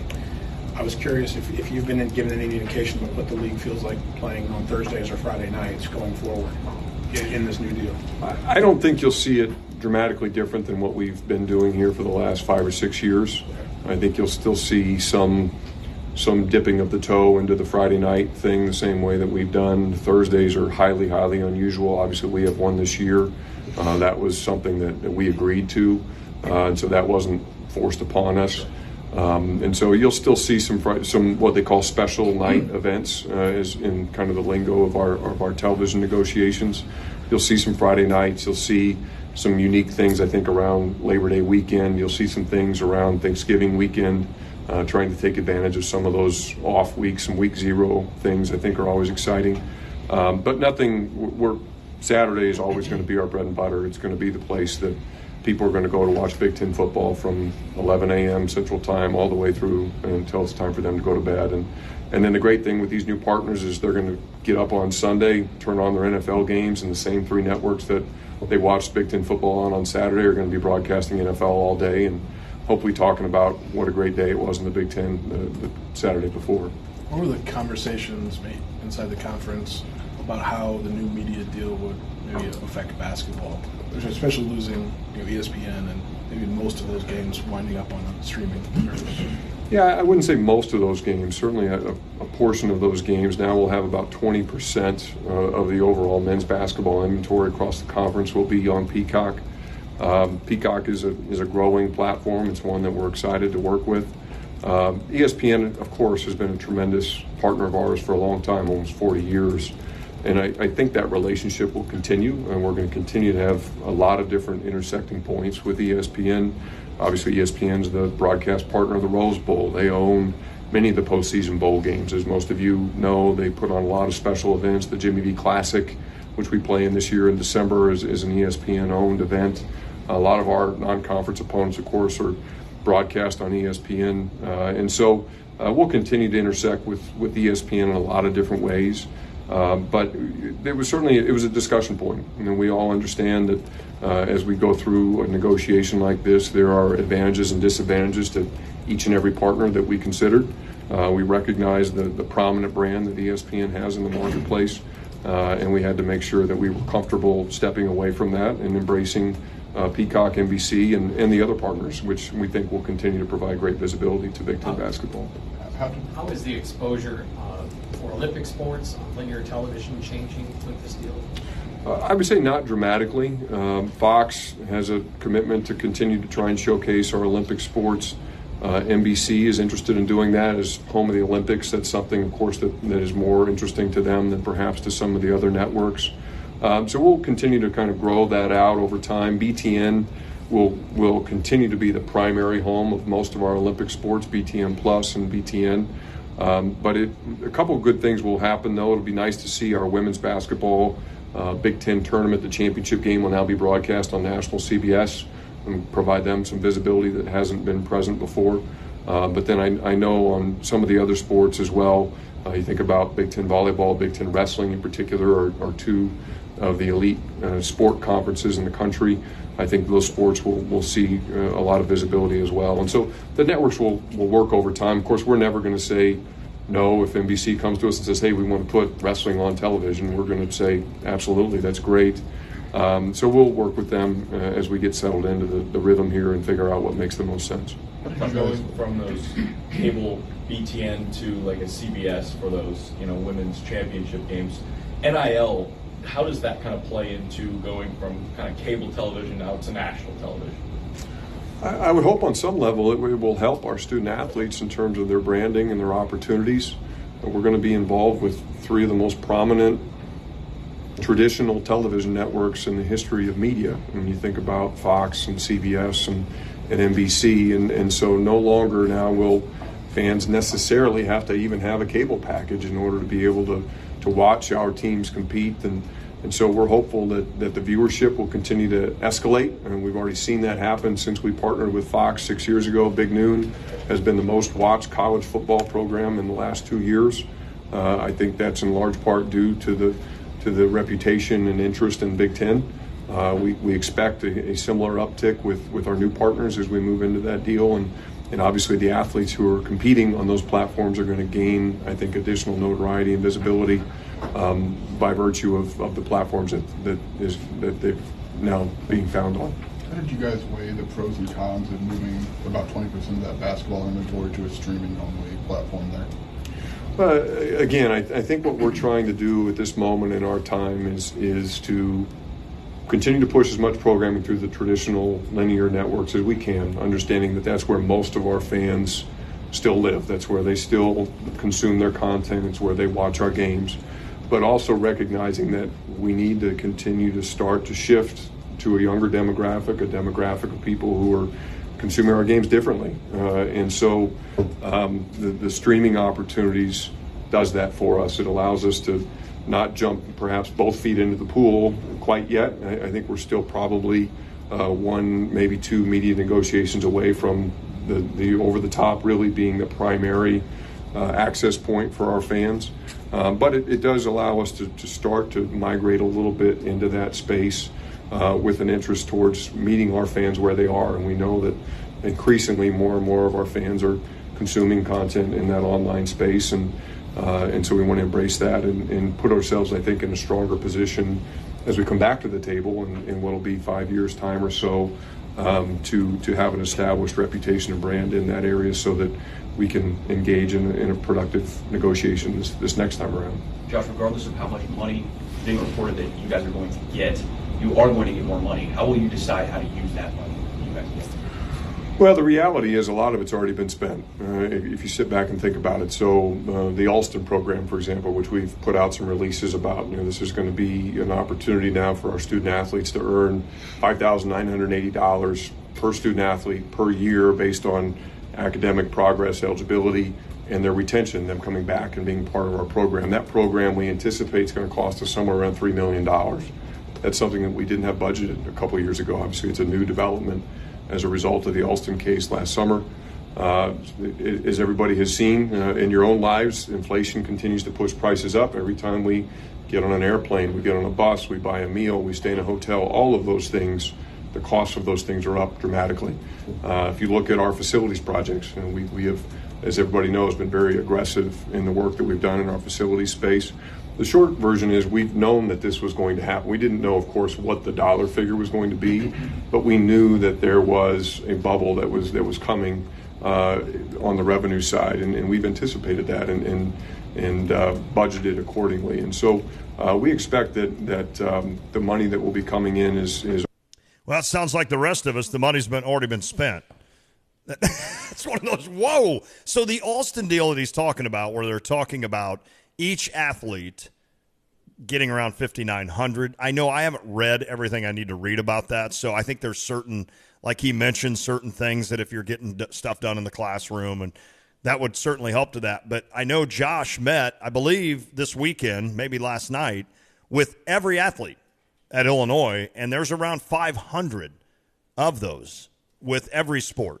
And if you just, for giggles, threw in the 5,900 times 500, that's almost $3 million that you're talking about giving away, 5,900 at a time to the student athletes. So, when he says that this money, a lot of it's already been spent, look, it is a big business.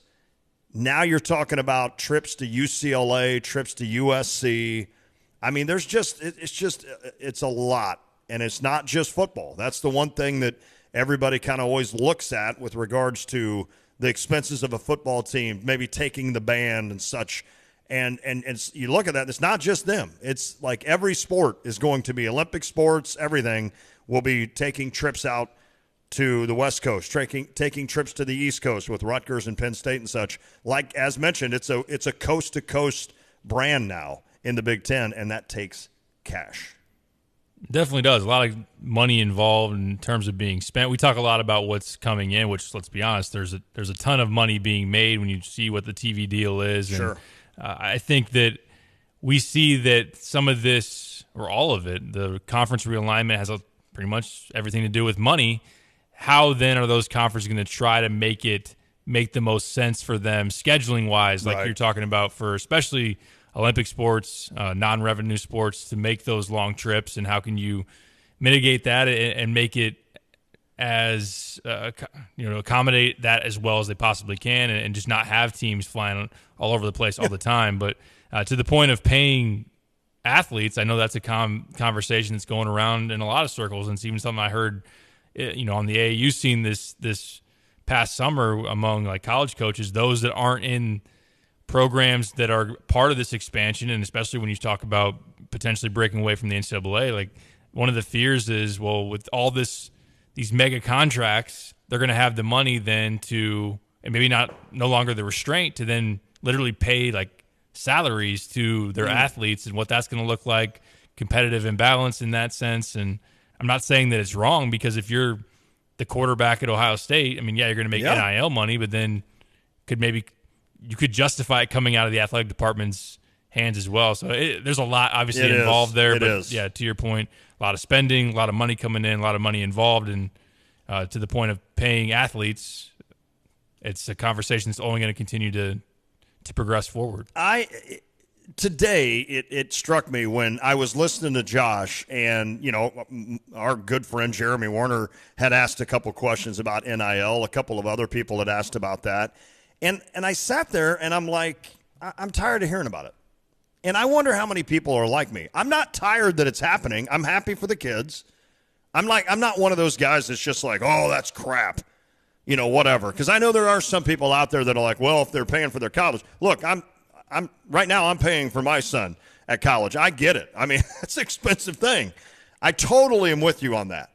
And I don't think it should ever be taken for granted that they get a scholarship, right? I mean, that most, or I shouldn't say most, that a lot of them do get their schooling paid for. That's huge. But it was just weird, like this whole NIL thing. It's almost as though it was thrown at us for basically we've dealt with it for a year and a half with that, the transfer portal, all of this stuff. And then today, like when I heard the questions, I almost was just like, I don't care.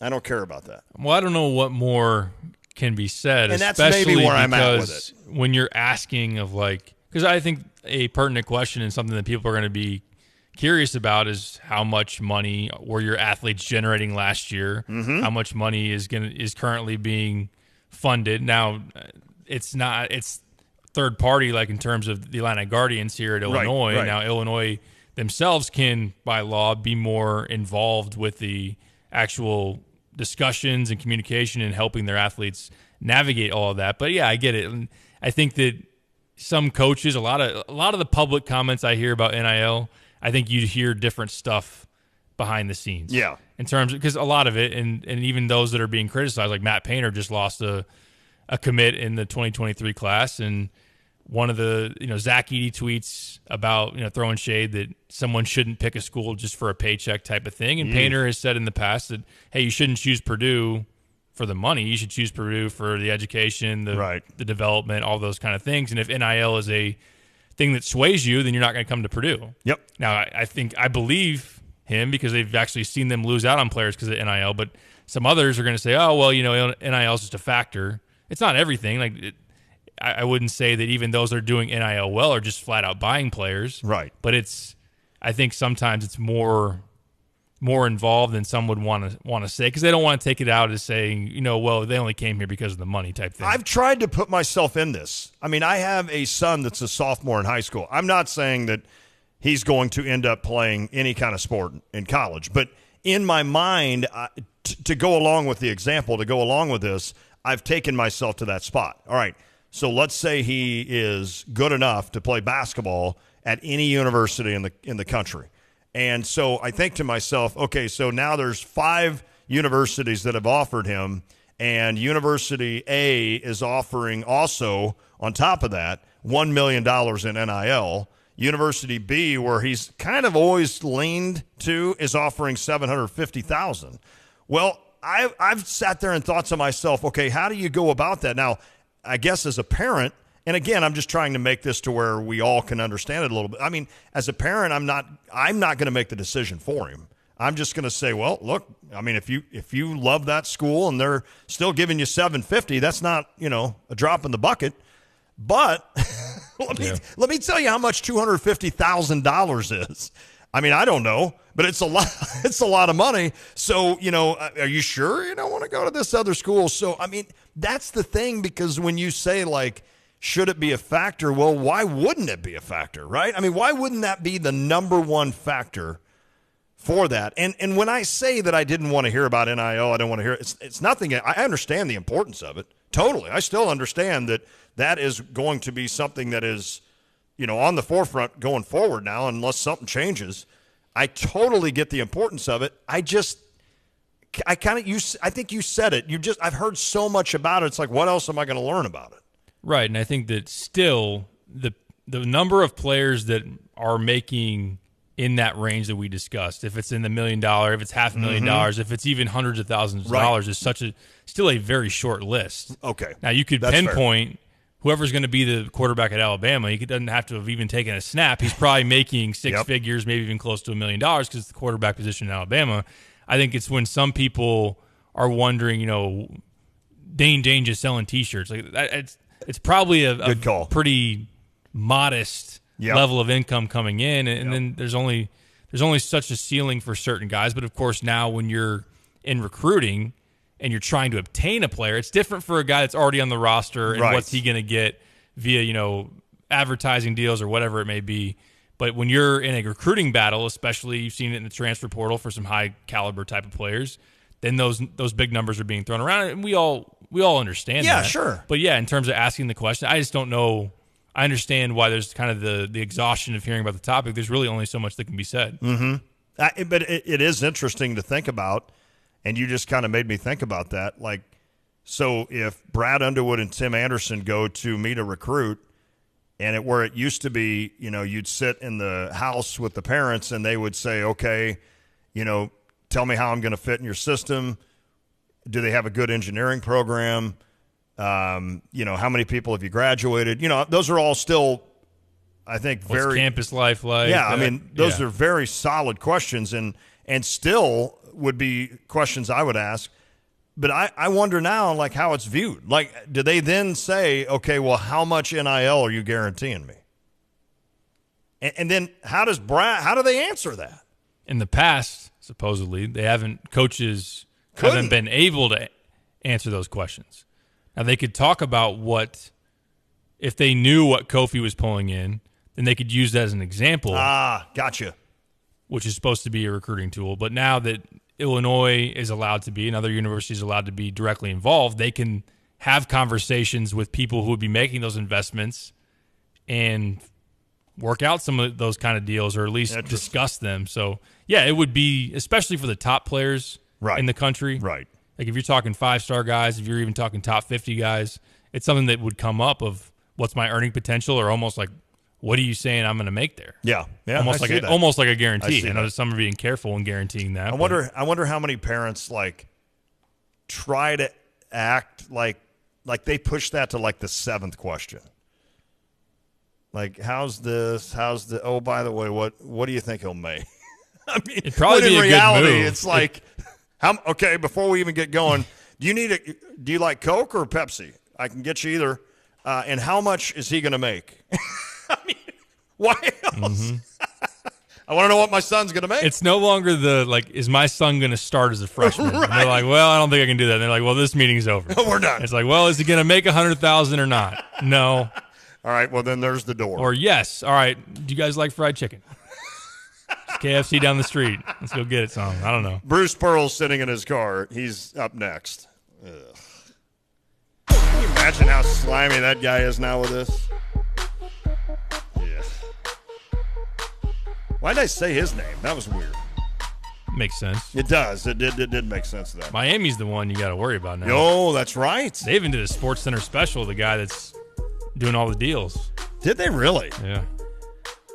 Remember back it's really in the just day? An advertisement for Miami. Exactly. Which ESPN's good at. I mean, let's do a show on Mike Krzyzewski. Oh, yeah, they need some help. remember when they literally got in trouble for this stuff back in the day when you couldn't do this stuff. That's the funniest thing about it. And there's like a 30 for 30 on it or whatever. Like how they got in trouble for doing essentially what we are now able to do. That's what it is. All right, we'll come back and wrap it up. Talk about how the Cardinals are just going to dominate the Cubs. That was for Kyle. It's The Drive. I love visiting with some of our healthcare professionals at OSF Healthcare and introducing you to some of their team. Dr. Aminat Olgan is visiting with me. So when it comes to dealing with high blood pressure, I wanted to hit on that topic today. It's something that kind of can sneak up on people, especially when they're under such stress. I agree. Unfortunately, it's been known to be called a silent killer just because of how asymptomatic a lot of people are not aware that they have blood pressures elevated. You know, in the U.S., about 116 million people have this diagnosis, and only 1 in 4 of them have the conditions under control. So that's why we care so much about the blood pressure. And that's why, you know, every doctor's visit, we always check this to make sure that if it's not controlled, there are ways we can go about treating this condition. Well, I know if we need more advice, we can go to OSF Healthcare's website and learn about high blood pressure and get great care, osfhealthcare.org. This is Gina from ABC Heating and Air Conditioning. If you're looking for a top-of-the-line air conditioner, think Amana. We carry all sizes and offer expert installation. ABC Heating and Air Conditioning is locally owned, and we've been in business for 50 years. And for 50 years, the only brand we've sold is Amana. So go with a company that is local, dependable, and will be there for you no matter what time of day or night. ABC. Always be comfortable. Let us install your new Amana air conditioner. Visit www.abcheatingandac.com. PDR Automotive in Urbana has been providing quality auto repair service for almost 50 years. Trusted by AAA Motor Club, PDR employs ASE certified technicians that use the latest in diagnostic equipment. They offer nationwide warranties and are even authorized to perform vehicle maintenance that won't void your factory warranty. Check them out 24/7 online at pdrauto.com. When you turn the key and the car won't run, call 367-9481. They are what's best for your truck or car. They are PDR. At Carpet Weavers Flooring and Furniture Gallery, we're flooring people with amazing service, great design advice, and unbeatable selection and the best prices in town. It's the perfect time to update your home with waterproof flooring, carpet, hardwood, tile, and more. Then complete your rooms by shopping our incredible selection of furniture and accessories. We also offer great financing options. Carpet Weavers Flooring and Furniture Gallery. We're flooring people. Hey, it's Stevie J. I have a Stever offer for you today. That's the program where I give you my money and you spend it and then you keep the stuff. Now, today it's from Carpet Weavers in Champaign, a wonderful store. You need some carpeting? Tile, backsplash? How about furniture? They got a wonderful array of furniture and really, really good people, good service. You'll love Carpet Weavers. So here's the Stever deal today. I'll give you $500 off when you spend $1,000. So if you go in there, you have a couple of rooms to carpet or tile or whatever, wood flooring, whatever you're looking for, and you spend $1,500, I'm going to give you $500 toward it. Or maybe you spend $1,000. I'll give you $500 toward that. So when you spend a minimum of $1,000 at Carpet Weavers on this Stever deal, I'll give you $500. If you're interested in this Stever offer, text in right now, Carpet Weavers, to 217-359-2255. Text in Carpet Weavers right now to 217-359-2255 and take advantage of this great Stever deal. Join the team at Stevie J Broadcasting as we take radio shows live in support of our Illini. Win great prizes and enjoy the food and drinks with friends as we head to Pia's off Springfield and Madison, Champaign the afternoon before the big game. Our U of I Athletic Director Josh Whitman joins us Friday, August 26th, just after 5. Wear your orange and blue with the staff at Pia's Sports Bar and Grill and US 1059.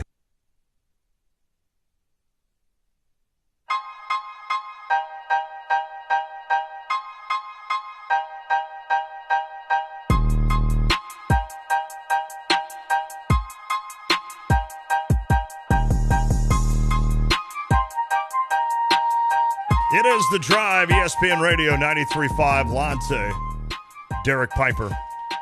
Illinois football, it is game week. I am fired up for this. Wednesday, we'll hear from the coordinators a little bit. Barry Lunny Jr.